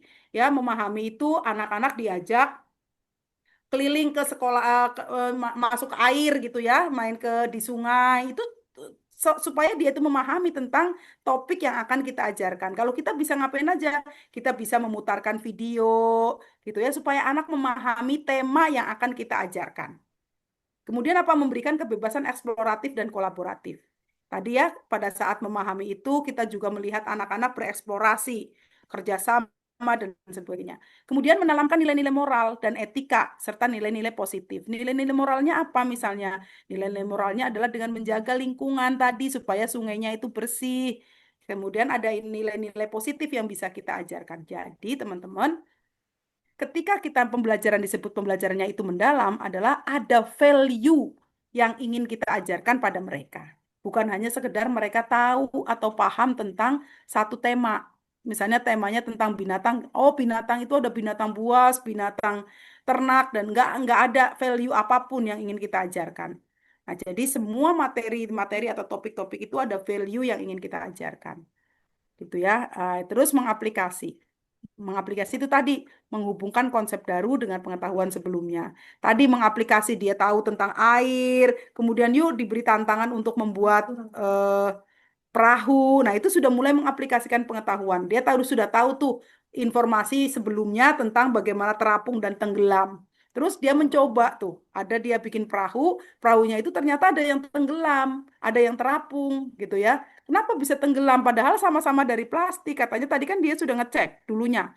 Plastik itu harusnya dia botol itu harusnya dia terapung, tapi kenapa perahunya tenggelam? Itu sudah mengkaitkan antara pengetahuan sebelumnya dengan pengetahuan baru. Kemudian memahamkan dengan eksplorasi yang lebih lanjut. Kemudian mengaplikasi itu adalah berpikir kritis dan mencari solusi inovatif berdasarkan pengetahuan tadi tuh. Pada saat mengaplikasi dia bikin perahu, ada yang perahunya meletot, ada yang dia bikinnya seperti apa, masing-masing sesuai dengan imajinasi mereka. Nah, itulah kemampuan berpikir kritisnya terbangun. Mereka bisa bikin kincir. Nggak mudah anak-anak bisa begini itu kan. Tadinya dia buat nonton dulu, dia nyoba, ternyata nggak bisa, tambahkan ini. Akhirnya jadilah itu yang namanya kincir angin versi anak-anak. Nah, itu yang namanya mengaplikasi. Mengaplikasi itu mengaplikasikan ilmu pengetahuan yang dia dapatkan pada saat memahami. Kemudian merefleksi. Apa itu merefleksi? Merefleksi itu dia bisa menceritakan, memotivasi dirinya terus belajar itu dengan cara menceritakan tadi, mempresentasikan, gitu ya. Kemudian dia juga bisa menerapkan strategi berpikir. Misalnya tadi itu bikin kincirnya kurang tepat. Nah, besok mau diperbaiki lagi nggak? Oh iya, kita perbaiki. Misalnya itu adalah mengevaluasi. Merefleksi. Merefleksi juga meregulasi emosi dalam pembelajaran. Itu juga merefleksi. Jadi seperti itu ya teman-teman ya. Nah, ini penerapannya. Nah, kita masuklah ke perencanaan pembelajaran mendalam. Di dalam perencanaan pembelajaran mendalam itu teman-teman ada 4 komponen minimum ya. 4 komponen minimum yang bisa kita ajarkan bisa kita susun nantinya pada saat kita merancang RPP. Yang pertama adalah ada identifikasi. Nah, di identifikasi ini apa? Di identifikasi ini kalau di PAUD itu bisa dari dimensi profil lulusan. Banyak identifikasi itu. Identifikasi itu ada mengidentifikasi kesiapan anak, memahami karakter materi yang akan kita ajarkan, kemudian menentukan dimensi profil lulusan. Ya, itu identifikasi. Ingat, ini akan ada di RPP-nya. RPP-nya itu ada identifikasi, kemudian ada desain pembelajaran. Nah, pada saat desain pembelajaran itu apa? Pertama adalah menentukan tujuan pembelajaran. Ingat, tujuan pembelajaran itu harus turunan dari CP. Ya, CP yang terbaru sudah ada, mungkin nanti di komunitasnya Pak Bahtiar ini bisa membantu nih bagaimana menurunkan dari CP ke TP, dari TP ke ATP gitu ya. Nanti mungkin ada satu sesi khusus kita belajar menurunkan dari CP ke TP, TP ke ATP. Nah, karena ini penting ya. Karena nanti akan ada gradasi usia di sana gitu. Kemudian apalagi? Menentukan kerangka pembelajaran. Dalam kerangka pembelajaran itu ada praktek pedagogis. Apa itu praktek pedagogis? Tadi sudah Bu Rita sampaikan. Apa metode yang kita gunakan apa atau strateginya apa gitu ya. Kemudian ada kemitraan pembelajaran. Ya, kemitraan pembelajaran, ada lingkungan pembelajaran, ada pemanfaatan digital. Itu yang kita sebut dengan desain pembelajaran. Nah, setelah kita desain pembelajarannya sudah, apalagi nih menyusun RPP? Pengalaman belajar. Pengalaman belajar tadi kita ingat. Ada 3M, memahami, mengaplikasi, dan merefleksi. Ya, kalau prinsip pembelajarannya ada BBM. Berkesadaran, bermakna, dan menggembirakan. Ya, pertama adalah merancang pembelajaran dengan prinsip berkesadaran, bermakna, dan menggembirakan. Kemudian mendeskripsikan pengalaman belajar seperti bagaimana memahami supaya anak memahami, bagaimana supaya anak mengaplikasi, dan bagaimana anak merefleksi. Nah, baru berikutnya adalah asesmennya. Asesmennya kita masih sama dengan asesmen kemarin. Ada asesmen as learning atau formatif, ada asesmen sumatif ya. Jadi tetap sama menggunakan asesmennya sumatif dan formatif. Nah, Bu Nita nggak mau berpanjang-panjang untuk berteori, teman-teman sekalian. Saya khawatir Bu Nita ngomong begini dijadikan sebagai penghantar tidur malam, teman-teman. Ya, jadi saya nggak mau berteori. Kita langsung lanjut saja ke contohnya seperti apa dalam RPP. Oke. Tapi di sini sebelum saya menunjukkan RPP-nya, contohnya, ada yang mau bertanya dulu? Silakan Pak Bahtiar. Oke, Ibu Gina Herlinda, silakan.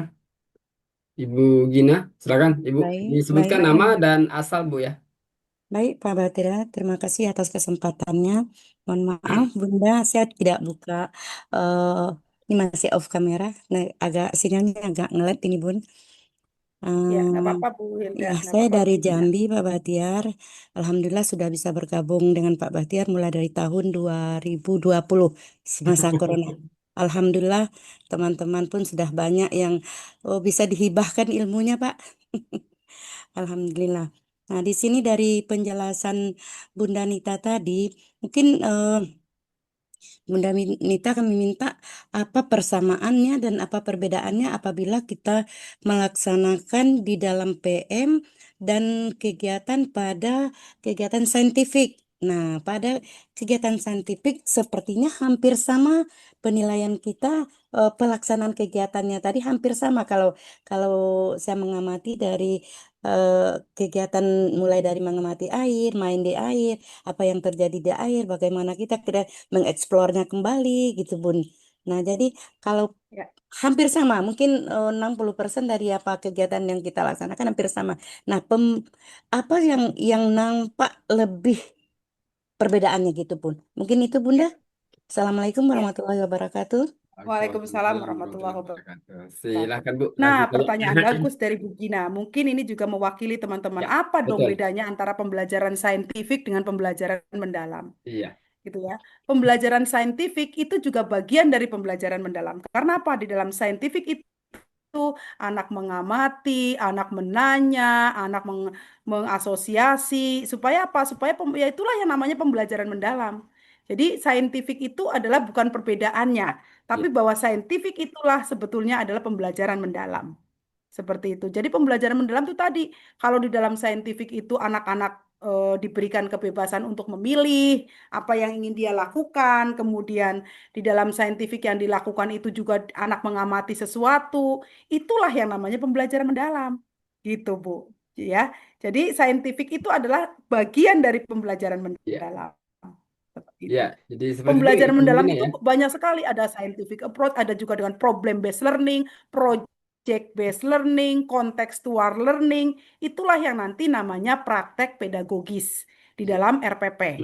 Nah, di dalam RPP itu nanti ada yang namanya praktek pedagogis ya, di praktek pedagogis di situ kita sebutkan bahwa model pembelajaran yang akan kita gunakan adalah dengan problem based learning, project based learning, scientific approach misalnya. Itu boleh disampaikan sebagai praktek pedagogis namanya. Ya, itu Iya. salah satu namanya Bu, salah satu dari pembelajaran mendalam. Yang pembelajaran mendalam itu tadi kita bukan hanya mengajarkan anak menghafal kulitnya, tetapi memahami betul topik yang sedang diajarkan itu betul-betul mendalam, bukan hanya cuman kulitnya saja. Gitu. Seperti itu ya. Oke, seperti Oke, itu ya Ibu ada Gina lagi? ya. Satu lagi.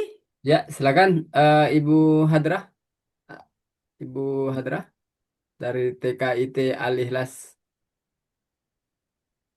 Bunda, apa berarti tidak perlu banyak raga main yang cukup ya satu tapi mendalam.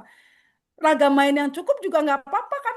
Nah, itu kan adalah lingkungan main, lingkungan pembelajaran yang disiapkan oleh bu guru. Nanti ada di dalam lingkungan pembelajaran. Lingkungan pembelajarannya itu nanti didesain sesuai dengan supaya anak-anak bisa belajar yang mendalam gitu. Nanti akan ada RPP-nya setelah ini ya. Ya. Bunda dari TK mana nih? Dari TK Islam Atuloli, Ashabul Kahfi. Nah, gitu ya. Nanti kita akan lihat di RPP-nya. Oke, Ada Bu lagi? Hadrah lagi satu lagi Bu Bu. Hadra, silakan. Hadrah, silakan.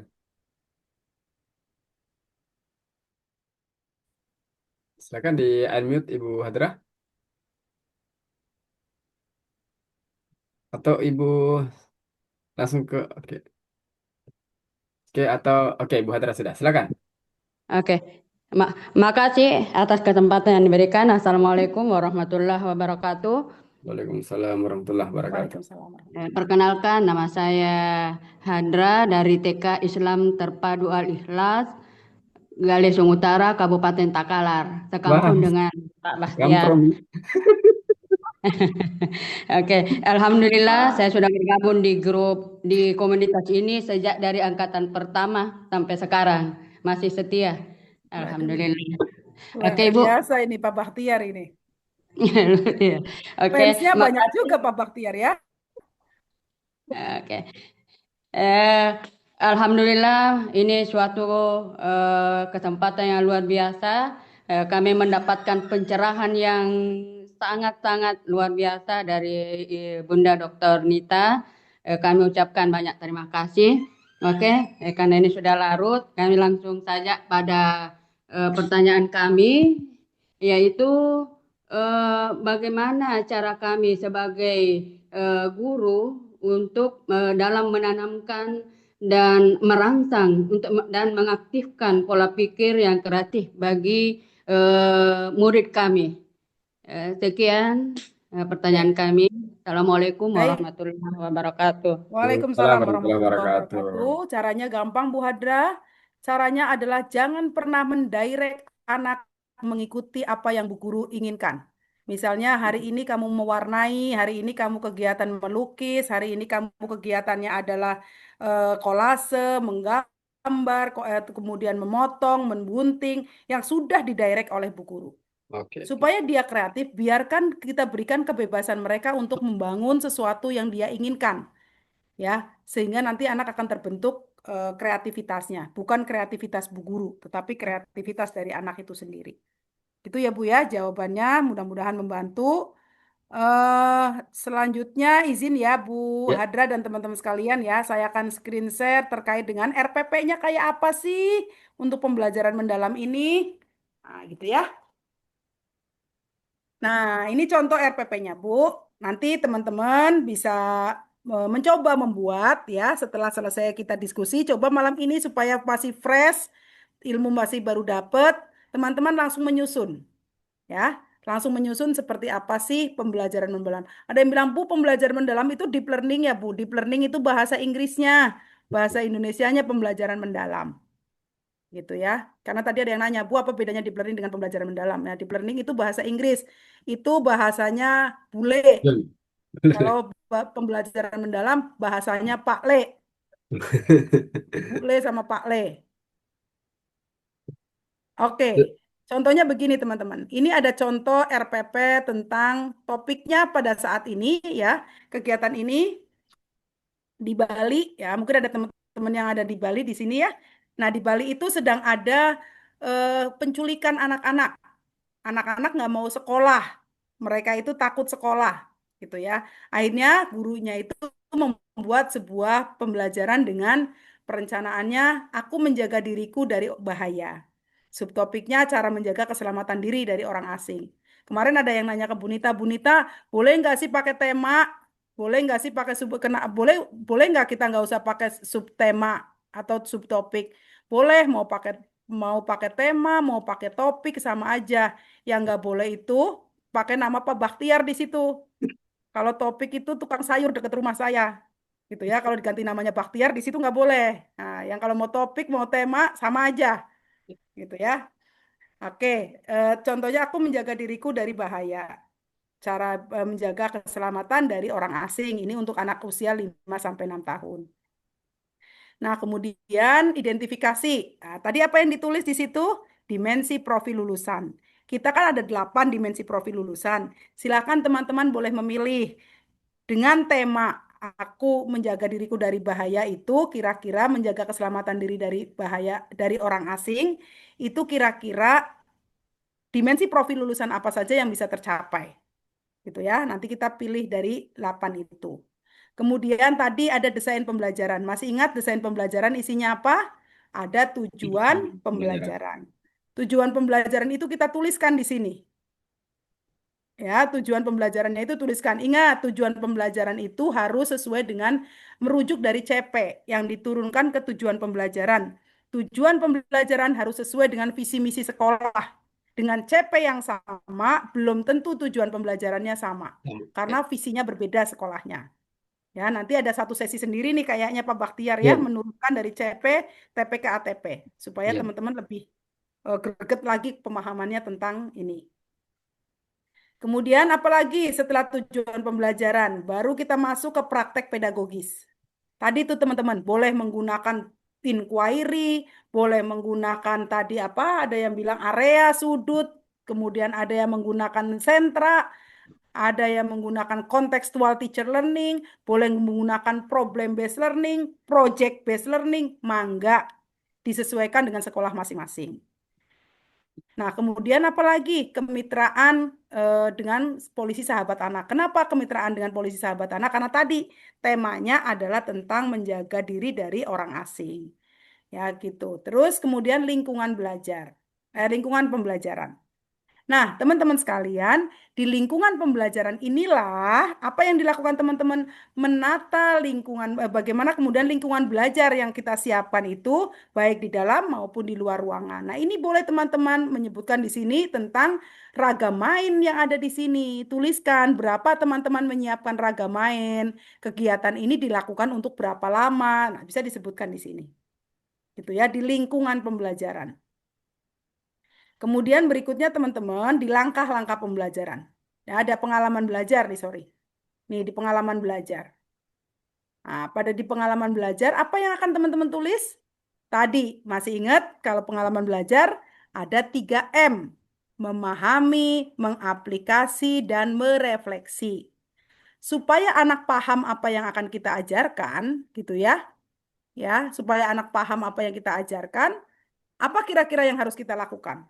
Kita ajak anak nonton video cara melindungi diri dari orang asing. Kemudian anak diminta untuk menceritakan video yang tadi dia tonton. Kemudian anak diberikan kesempatan menceritakan pengalamannya tentang kasus-kasus penculikan atau pengalaman bertemu dengan orang asing. Biarkan mereka bercerita. Kalau tadi di air, yang tadi video di air, anak nonton video, kemudian diskusi tentang video yang dia tonton. Gitu kan? Nah, setelah itu anak diperkenalkan dengan narasumber polisi sahabat anak. Kemudian anak diberikan kesempatan untuk berdiskusi supaya dia lebih paham apa yang kita materi atau topik yang sedang kita ajarkan. Nah, kemudian terakhir pada tahap memahami itu adalah kita berikan penguatan bagaimana menjaga keselamatan diri. Kalau tadi di air dikuatkan tentang air, oh ternyata air itu banyak sekali sumber-sumber air, ada sumber air hujan, dari sumber dan sebagainya itu kita menguatkan tentang pemahaman, memahami supaya memahami. Nah, sampailah pada tahapan mengaplikasi. Nah, apa yang dilakukan pada saat tahapan mengaplikasi? Pada tahapan mengaplikasi, anak diajak diskusi nih, kita ngecek pemahaman mereka nih tentang keselamatan diri, cara menjaga keselamatan diri itu seperti apa sih tadi gitu kan? Kita tanyakan lagi. Bagaimana cara kalian menjaga diri? Apa yang akan kalian lakukan ketika dalam bahaya? Itu kita coba tanyakan, menggali pengetahuan mereka tentang pengetahuan yang sudah dia dapatkan. Nah, baru guru menyediakan ragam main yang kaya. Jadi bukan berarti nggak perlu cuma satu ragam mainnya, karena kebetulan tadi temanya tentang air, dia pengen membuatnya itu. Kalau teman-teman pengen membuatnya dengan cara ragam main yang kaya, itu akan lebih baik, gitu ya, akan bagus bagus sekali kalau yang penting mendalam. Jangan sampai ragam mainnya banyak tapi pembelajarannya nggak mendalam, gitu ya. Jadi guru menyediakan ragam main yang kaya akan alat dan bahan. Kegiatan yang difasilitasi guru misalnya apa? Ada bermain peran, ada membuat alat penyelamatan diri, membuat diorama kantor polisi, membuat peta sekolah, membuat emosi perasaan. Ini adalah berbagai kegiatan yang akan kita lakukan. Kalau mau kemudian yang terakhir adalah merefleksi, ya. Merefleksi itu apa? Anak diminta untuk menceritakan kegiatan yang paling mereka sukai dan paling mereka sulit untuk sukai. Kalau tadi di cerita atau video yang Bunita putar tentang air, mereka mempresentasikan bagaimana cara membuat kincir air tadi, bagaimana kincir air itu bekerja, gitu. Itu namanya merefleksi.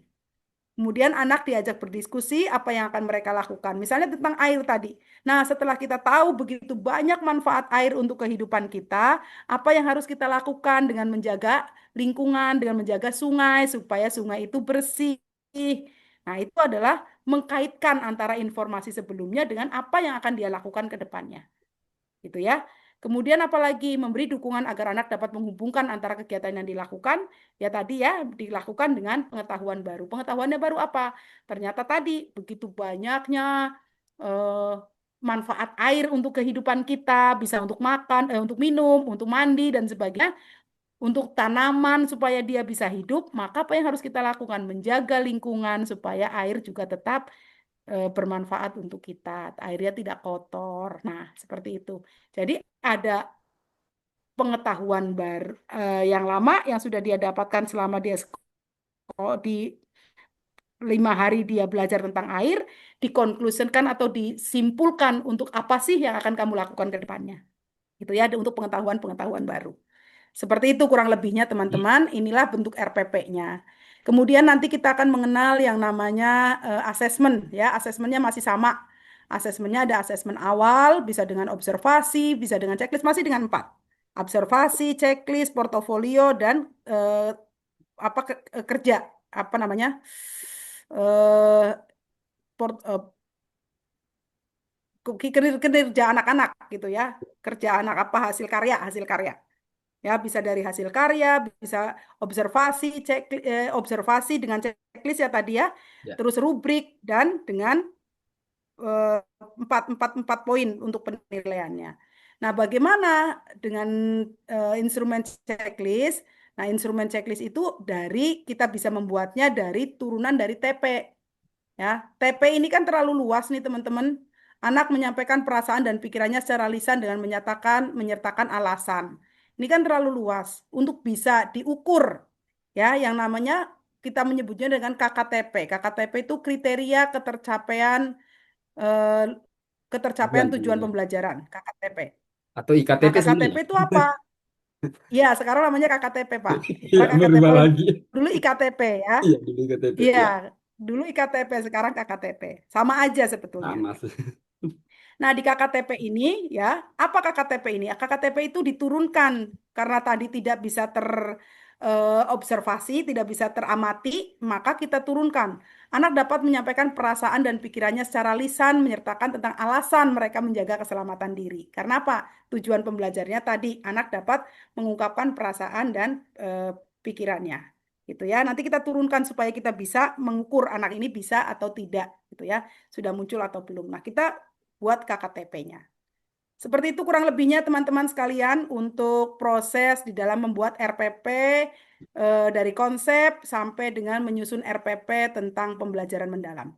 Bunita kemarin itu mengadakan besok berangkat flight pagi jam 6 itu akan melatih para pelatih-pelatih untuk mitra dari GTK PAUD Kemendikbud, ada yang dari perwakilan dari apa namanya kepolisian, bukan kepolisian ya, yang Bayangkari gitu ya, terus Angkatan Laut, Angkatan Udara kan mereka pada punya TK-TK ya, Ya. termasuk organisasi-organisasi yang kita latih untuk mereka turun ke lapangan terkait dengan PM.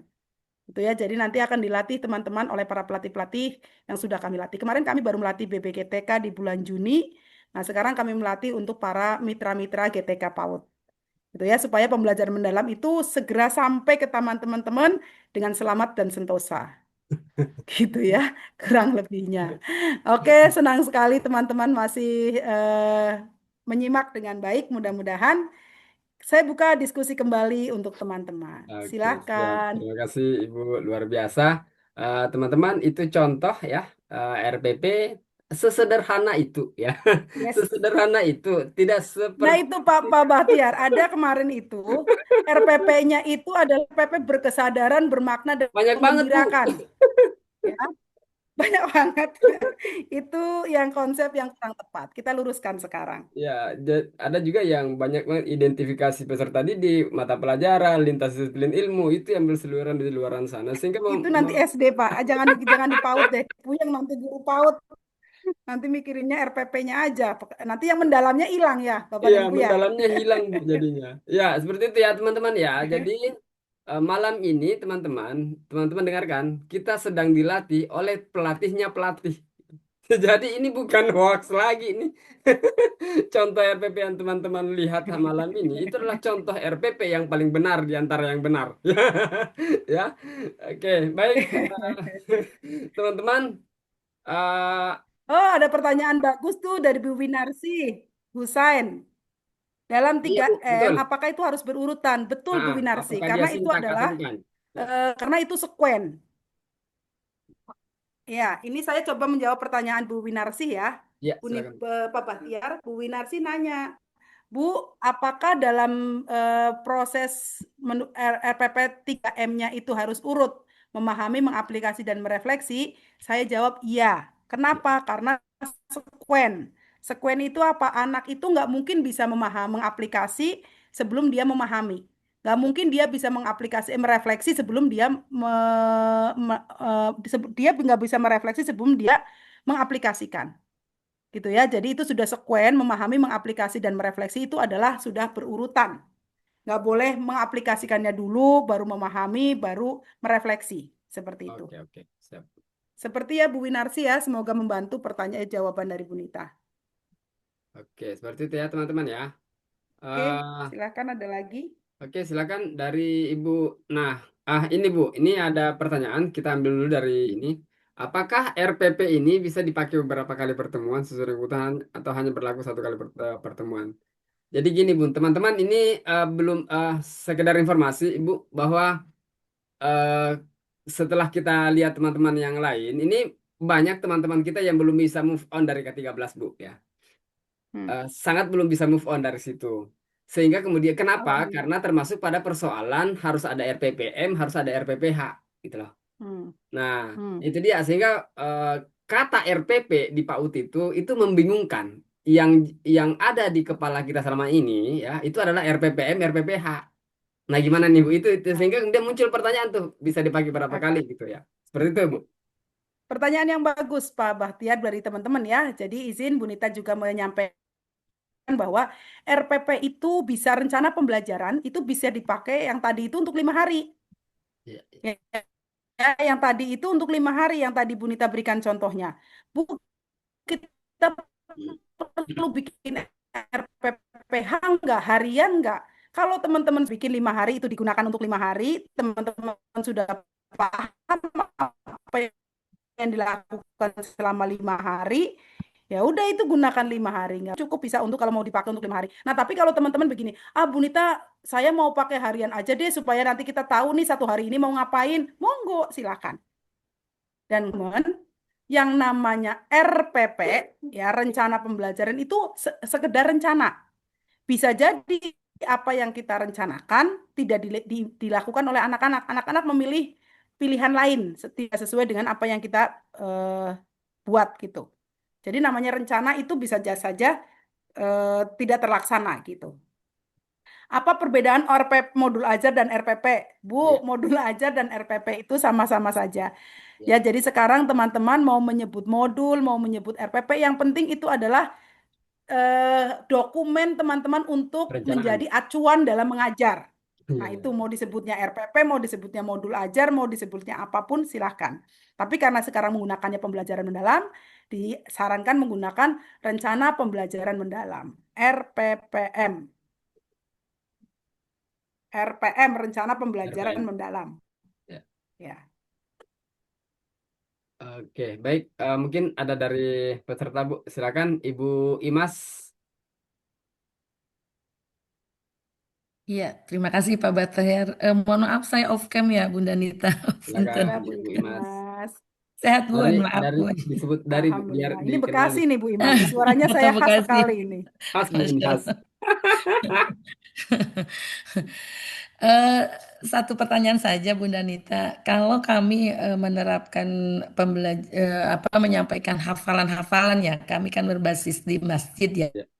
Mm-mm. Umpamanya ada hafalan bacaan sholat, doa, atau ya surat pendek dan sebagainya, itu untuk masuk ke pembelajaran mendalamnya seperti apa? Saya karena pernah mendengar bahwa drilling itu tidak ada di dalam pembelajaran mendalam. Itu aja Bun, Ya. izin sharingnya. Baik, Matur terima nuhun, kasih Bu ya. Imas. Pertanyaan bagus dan saya yakin ini menjadi pertanyaan teman-teman sekalian. Kan ada teman-teman yang target hafalan untuk anak-anak Ya. di sekolahnya, pengaji gitu ya. Itu seperti apa? Karena itu adalah kegiatan yang dilakukan rutinitas sehari-hari, maka bisa dimasukkan ke yang namanya SOP. Ya, SOP-nya berdoa. Nah, nanti Bu Imas punya catatan tersendiri. Hari ini mau mengajarkan sampai surat apa punya catatan tersendiri gitu Bu Imas. Jadi bisa menjadi budaya sekolah itu Bu Imas. Kan di dalam pembelajaran mendalam ini salah satunya adalah ada budaya sekolah. Pembiasaan. Ya, nah itu bisa masuk dalam budaya sekolah. Nggak apa-apa, boleh, malah bagus ya anak-anak pagi-pagi misalnya sholat duha gitu diajarin dulu tilawah dan sebagainya itu udah menjadi pembiasaan kan? Ah, masukkan aja nggak usah di RPP-nya, tetapi masukkan aja ke SOP sekolah. Pagi misalnya anak-anak berdoa, sholat duha dan sebagainya itu dibuat SOP pembelajaran.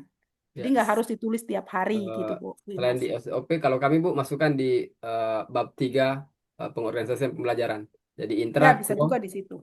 pembiasaan. Iya, di pembiasaan. Ya. Gitu, Bu Imas. Oke, seperti itu Ibu Imas bahwa tidak harus masuk ke RPP pembelajaran kita untuk target-target hafalan anak-anak ya. Oke, kemudian ini eh mungkin dari chat Zoom lagi Bu atau dari chat live YouTube silakan untuk chat live YouTube. Ada pertanyaan bagus nih, Pak. Ya, Apakah silakan Bu. dalam RPP tidak perlu mencantumkan model dan media? Media Ya. nggak usah dicantumkan, nggak apa-apa. Tetapi kan nanti ada raga main yang tadi ya, ada raga main dan modelnya tadi di praktek pedagogis. Di praktek pedagogis itu Ibu bisa mencantumkan apa itu medianya yang apa? Apa itu model yang digunakan? Misalnya apakah modelnya adalah sentra, area, misalnya apa itu bisa dituliskan di sini, Bu. Di sini nih, di praktek pedagogis. Nah, sini. Ini ya, Bu ya. Di praktek pedagogis di dalam desain pembelajaran. Ibu bisa mencantumkan di sini. Seperti itu ya. Oke. Iya, kemudian ini Bu, pertanyaan dari chat Zoom lagi. Untuk tema dan pembelajaran itu bebas kita bikinnya Bu. Ya, karena begini Bu, Ya, ini sekarang ini perbedaan dengan yang dulu. Kalau dulu kan teman-teman mengenal 4 tema ya, tema besar. Nah, sekarang tema diserahkan ke sekolah masing-masing. Sesuaikan dengan konteks budaya yang ada di wilayah masing-masing. ya Gitu. seperti ya teman-teman ya. Jadi tema diserahkan ke sekolah masing-masing. Oke, Haja Sumiati, silakan. Ya, ada yang bertanya nih Pak. Oke, silakan Bu Haja Sumiati. Silakan Ibu Haja Sumiati dari Oke. Assalamualaikum warahmatullahi wabarakatuh. Waalaikumsalam Terima kasih warahmatullahi Waalaikumsalam. berikan kepada kami.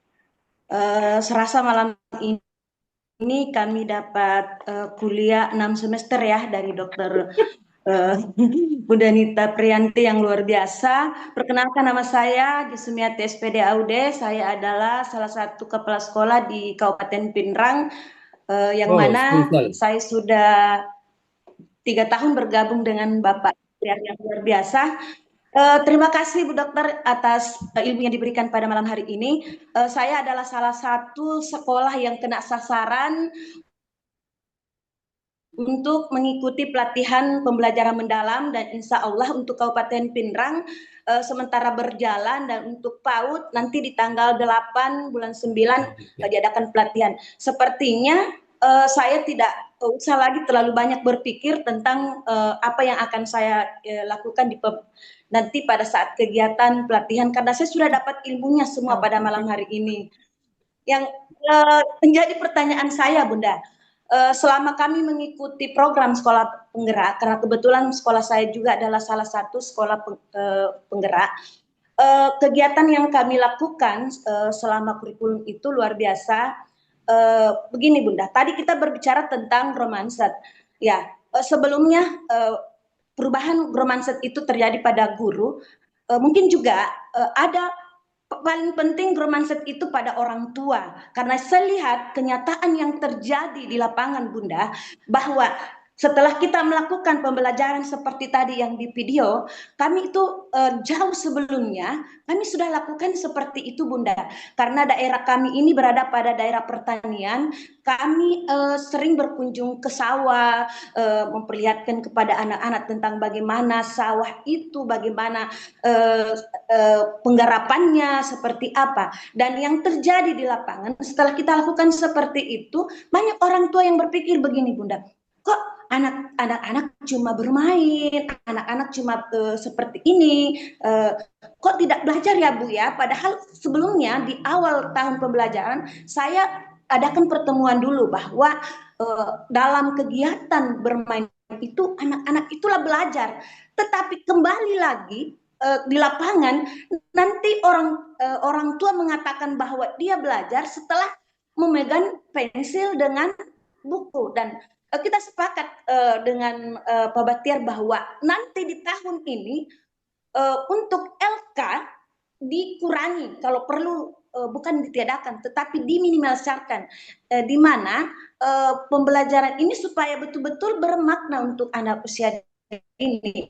Dan saya ini Bunda, bagaimana cara kita sebagai pengelola atau sebagai guru atau sebagai kepala sekolah, bagaimana cara kita orang tua dapat terlibat dan mendukung pembelajaran mendalam ini. Terima kasih Bunda. Assalamualaikum Terima kasih warahmatullahi Bu wabarakatuh. Haja Sumiati.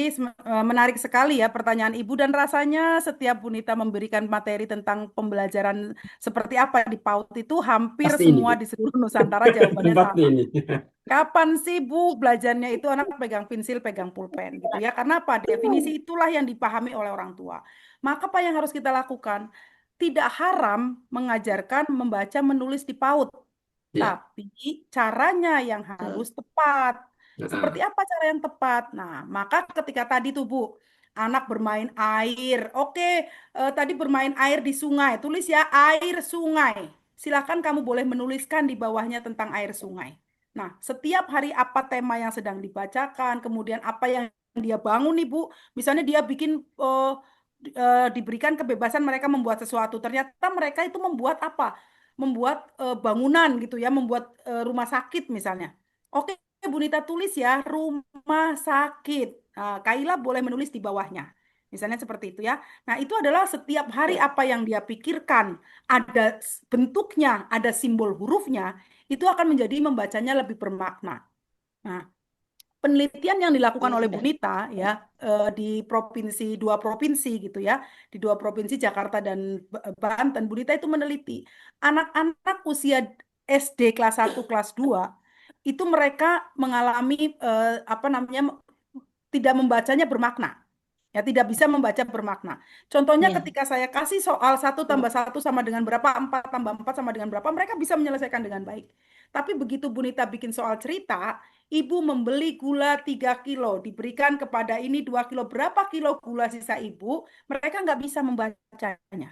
Itu menandakan apa? Mereka selama ini bisa baca, bisa, tapi tidak memaknai bacaan. Sehingga membaca tidak menjadikan dia minat untuk membaca, apalagi menjadi budaya.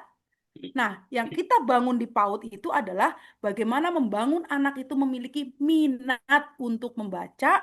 Kalau dia sudah berminat, maka membaca itu akan menjadi budaya. Nah, seperti di Jepang, ketika Bu Nita di Jepang, nggak ada orang itu pada kayak kita itu di kereta itu, ngobrol, nggak ada. Yang ada mereka baca buku cerita, baca apa. Nah, kita lebih senengan banget kita itu ngomong gitu ya Bu ya. Nah, itu yang ingin kita ajarkan pada anak-anak. Jadi, tidak haram sekali lagi mengajarkan baca tulis di PAUD, tetapi cara yang kita berikan itu harus dengan cara bermain. Seperti itu Bu Haji ya. Dan juga jangan lupa orang tua juga dilibatkan pada kemitraan pembelajaran, libatkan orang tua di dalam proses pembelajaran. Kalau orang tuanya pada sibuk, orang yang terdekat dengan anak, misalnya mbaknya kah, atau nenek apa siapa dia dititipin di siapa itu boleh kita libatkan. Nggak harus orang tua itu adalah orang tua yang ini. Kalau di Jakarta itu biasanya kita mengajarinya ke ART-ART-nya, mbak-mbaknya yang mendampingin mereka. Kita ajarin mereka juga. Kenapa? Mereka lebih banyak sama mbaknya daripada sama ibunya atau ayahnya. Gitu ya. Ya, Ah, seperti itu ya. Ibu Oke. Haja Sumiati. Jadi begitu caranya ya, cara pendekatan yang digunakan dalam proses mengajarkan ya baca tulis anak. Tapi saran kami sih ya sekolah mengadakan pertemuan ya dengan orang tua karena kan di awal tahun kita selalu mengadakan pertemuan. Lalu kemudian kita gambarkan seperti apa kurikulum kita. Tapi insya Allah nanti kita teman-teman komunitas PAUD Menggembirakan akan ada pertemuan khusus dengan seluruh orang tua murid di Indonesia yang ada yang bergabung ini, yang 17.000 teman-teman ini, kita akan mengadakan pertemuan dengan orang tua murid, ya. Ya, Lalu paling tidak kita, komitenya dulu lah ya, Pak ya. Pengurus komite aja diundang. ya, jadi kita adakan Zoom, kita adakan live YouTube, lalu kemudian kita mengundang pemateri parenting, termasuk Ibu Dr. Nita dan semuanya. Kita akan bahas soal pengembangan kompetensi PAUD-PAUD ini ya. Itu seperti itu teman-teman. Ya. Ya, ini ada pertanyaan menarik nih Pak. Ada dua pertanyaan dari Bu Ima dan Bu Popon. Katanya kita sudah menyiapkan ragam main yang cukup bervariasi 6 sampai 7. Bolehkah anak memilih ragam main yang tidak kita sediakan? Boleh, boleh. Ternyata nggak menarik yang kita sediakan. Ternyata ada hal lain yang membuat mereka menarik. Biarkan. Tapi yang tadi ya, kita lihat dalam proses dia mengambil mainan dan apa yang dia buat, boleh-boleh aja. Ini ya, boleh ya. Terus jika kita memilih kegiatan yang di luar rencana guru, it's okay tabun, ya oke-oke saja. Memilih kegiatan di luar rencana kita yang namanya RPP tadi. Saya tuh rencananya sama Pak Baktiar mau ke Korea. Ternyata tidak terlaksana, tapi kita ke Kroya. Ya nggak apa-apa juga gitu ya. Nah, seperti itu.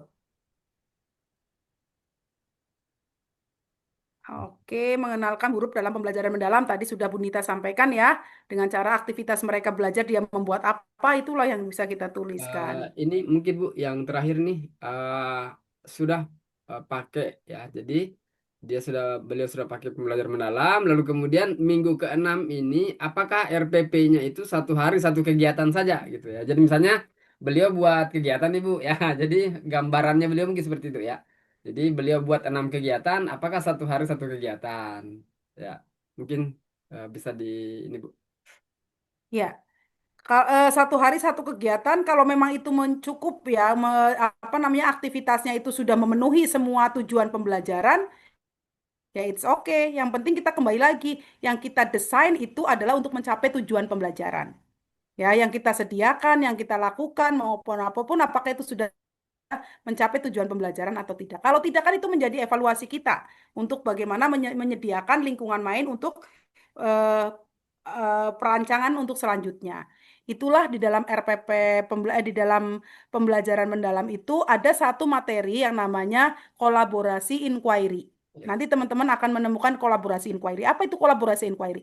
Kolaborasi inquiry adalah ketika kita sudah melakukan asesmen, kemudian kita merancang pembelajaran, kita melaksanakan pembelajarannya itu, nanti kita lihat lagi apakah yang sudah kita rencanakan dan kita implementasikan itu ada yang kurang atau tidak. Kalau kurang lagi kita desain lagi untuk yang ke depannya. Terus seperti itu yang namanya kolaborasi inquiry. Gitu. Jadi yang tadi ya tes formatif itu untuk memperbaiki pembelajaran. Oke. Ya Masih Bu. perlu peta konsep kah, Bun? Monggo boleh ya, tetap pakai nggak apa-apa. Ya, jadi itu malah memudahkan teman-teman untuk memudahkan arah arah untuk memperdalam tema. Boleh kita menggunakan peta konsep. Tapi kalau kami Bun, kalau ada yang apa ya, ada komponen minimum yang sudah diberikan oleh Ibu Nita ini ya, Ya, ya itu aja ya gitu makanya kan, kalau daripada dia mau mempersulit diri gitu kan. kalau barangkali ada yang mau membuat konsep sendiri ya monggo silakan, tetapi tidak menjadi satu beban Kewajiban ya. kewajiban gitu. Yang minimum aja deh, yang penting terlaksana gitu. Ya Bu, jadi gini Bu, karena ini udah tengah malam banget nih untuk teman-teman kita di bagian timur.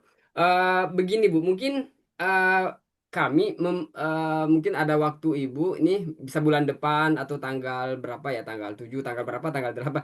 Mungkin Ibu bisa meluangkan, boleh nggak Bu ya?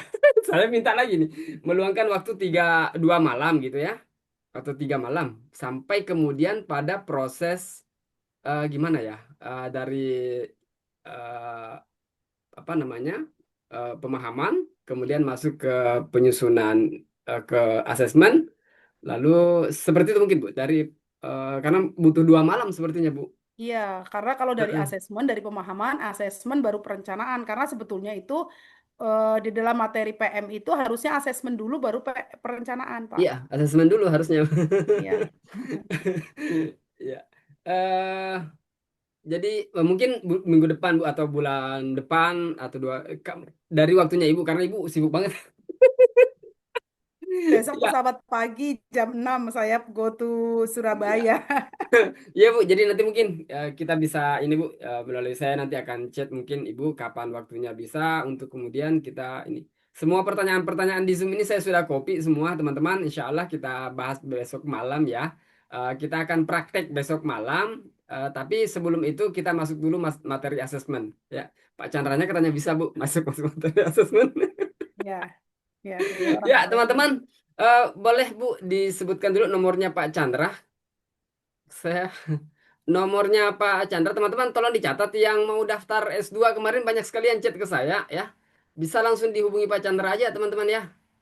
Atau Soalnya mungkin gini aja Pak Bahtiar, jika berkenan Pak Bahtiar bikin Google Form saja, biar nanti kita bisa mengidentifikasi mana sih yang direkomendasikan oleh Pak Bahtiar, karena di rekomendasi Pak Bahtiar kami memberikan diskon khusus. iya iya Bu, iya Bu. Iya. Iya, kami memberikan diskon khusus bagi teman-teman yang direkomendasikan oleh Pak Bahtiar gitu. Ya, Jadi siap. kalau izin berkenan Pak Bahtiar, Ya, siap, Bu. buatkan saja link Google Form-nya khusus untuk Pak Bahtiar, biar nanti teman-teman yang dari Pak Bahtiar itu akan kami berikan diskon khusus plus tidak membayar formulir pendaftaran gitu. Oke, siap siap Bu, siap. Ya, makasih banyak Bu. Ya, ya teman-teman, alhamdulillah kita ini yang teman-teman yang mau lanjut S2 ada diskon khusus nih untuk komunitasnya kita ya. Eh ya, bisa diinfokan ke teman-teman yang lain. Seperti itu mungkin teman-teman untuk kegiatan kita malam ini, karena ini udah tengah malam banget, dan semua pertanyaan yang ada di Zoom ini saya sudah copy teman-teman ya. Dan ini akan kita bahas besok malam juga ya, termasuk nanti materi asesmen ya. Mudah-mudahan waktu Pak Chandra bisa ya. Tapi kalaupun beliau ini, nanti kita akan bahas besok ya. Jadi kita masuk dulu materi asesmen, setelah itu kita masuk pada proses perencanaan ya, teman-teman. Mulai dari jadi guru lagi deh gitu ya. Mulai dari bedah kaldik, lalu kemudian penyusunan kurikulumnya, jadi analisis karakteristik satuan pendidikannya, lalu kemudian bab 1 sampai bab 3 dulu. Setelah itu kita masuk ke perencanaan, lalu kemudian kita susun lagi bab 4 untuk KSP-nya. Setelah itu kita susun bab 5. Jadi KSP itu tidak langsung harus jadi semua ya, karena kita harus susun secara terpisah bab 3 dan bab 4-nya. Ya, seperti itu mungkin teman-teman untuk kegiatan kita malam ini ya. Masya Allah luar biasa, Ibu Dokter Nita Priyanti yang sungguh luar biasa menemani kita malam ini. Dan insya Allah teman-teman, besok malam kita lanjut ke praktek penyusunan ya, praktek penyusunan. Dan sekali lagi Ibu, terima kasih banyak atas waktunya, luar biasa, menginspirasi ini sangat banyak, Masya Allah luar biasa banyak. Nah itu teman-teman ya, karena yang melatih kita malam ini adalah pelatihnya pelatih, pelatihnya pelatih, gitu ya. Mungkin ada yang ingin disampaikan Ibu sebelum kita tutup, silakan Ibu. Baik, terima kasih Pak Bahtiar sebagai penutup untuk diskusi kita pada malam hari ini. Teman-teman sekalian, bersyukurlah, berbanggalah, serta berbahagialah. Ternyata Allah, Tuhan kita, telah memilih kita berada di dunia PAUD di antara pekerjaan lain yang mungkin menjanjikan secara materi. Tapi Allah tetap menempatkan kita berada di dunia PAUD. Itu tandanya apa? Tandanya Allah percaya, Tuhan kita percaya bahwa kita bisa mengubah bangsa kita menjadi bangsa yang lebih baik lagi dengan mempersiapkan anak-anak Indonesia sebagai kado persembahan 100 tahun kemerdekaan Indonesia. Terima kasih banyak padamu untuk malam hari ini. Terima kasih kebersamaannya, teman-teman sangat luar biasa. Bu Dita mohon maaf jika ada kata-kata yang kurang berkenan. Mohon dibukakan pintu maaf yang sebesar-besarnya. Terima kasih kesempatan sharingnya untuk Pak Bakhtiar dan juga teman-teman. Terima kasih. Assalamualaikum warahmatullahi wabarakatuh. Waalaikumsalam warahmatullahi wabarakatuh. Oh, foto dulu, Bu.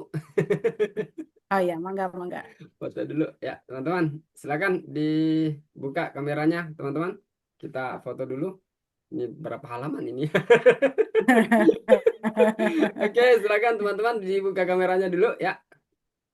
Silakan buka kamera. Buka kamera dulu. Kita foto bersama dulu ya. Oke. Oke. Saya langsung copy dulu, Bu.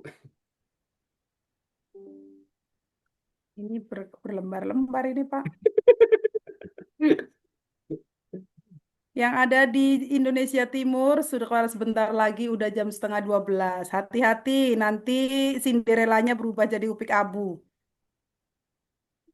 Ya, teman-teman, ini biasanya Alia Grafika, kami juga, Bu, nggak foto bersama sih, Bu, ya, karena banyak banget halamannya sebenarnya. Tapi Nggak usah kami, semua lah ya. ya, iya, Bun, ya, asal ada laporannya, teman-teman. Ya, silakan, Bu, sudah. Bu Ibu. Dita izin pamit ya teman-teman ya.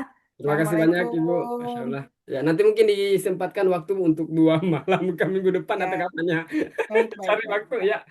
Ya, mari semuanya. Ya, siap. Assalamualaikum. Waalaikumsalam warahmatullahi wabarakatuh.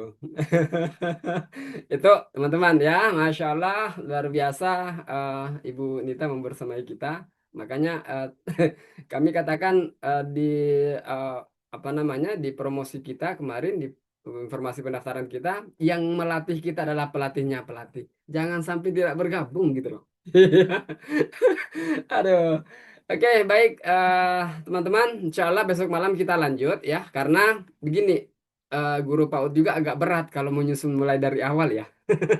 Makanya besok malam kita bahas soal prakteknya, praktek menyusunnya apa yang dibahas tadi oleh Ibu Nita ya. Contoh RPP-nya dan bagaimana file-file dan sebagainya ya, itu karena itu juga penting, teman-teman. Jadi istirahat dulu malam ini ya. Untuk contoh RPP seperti itu yang benar ya, teman-teman ya. Karena banyak di luar sana tuh padat banget, berlembar-lembar ya kan. Seperti itu model RPP yang sederhana, seperti itu yang dia contohkan oleh Ibu Nita. Ya, sebentar contohnya, contoh ya. Nanti teman-teman belajar coba buat sendiri gitu ya. Setelah itu kita besok masuk materi, kemudian kami share file untuk eh, yang kita janjikan. Ya, seperti itu ya, teman-teman ya. Oke, demikian mungkin Bapak Ibu silahkan beristirahat malam ini ya. Mudah-mudahan apa yang kita laksanakan malam ini bernilai ibadah di sisi Allah, dan mohon maaf teman-teman jika banyak kekurangan. Insya Allah besok malam pada pukul yang sama, jam yang sama, 19.30 waktu Indonesia Barat, Insya Allah kita akan ketemu kembali di ruang Zoom ini ya. Demikian kami tutup pertemuan malam ini dengan membaca doa kafaratul majelis. Subhanakallahumma wa bihamdik. Asyhadu an la ilaha illa anta astaghfiruka wa atubu ilaih. Assalamualaikum warahmatullahi wabarakatuh. Izin close benda-benda ya.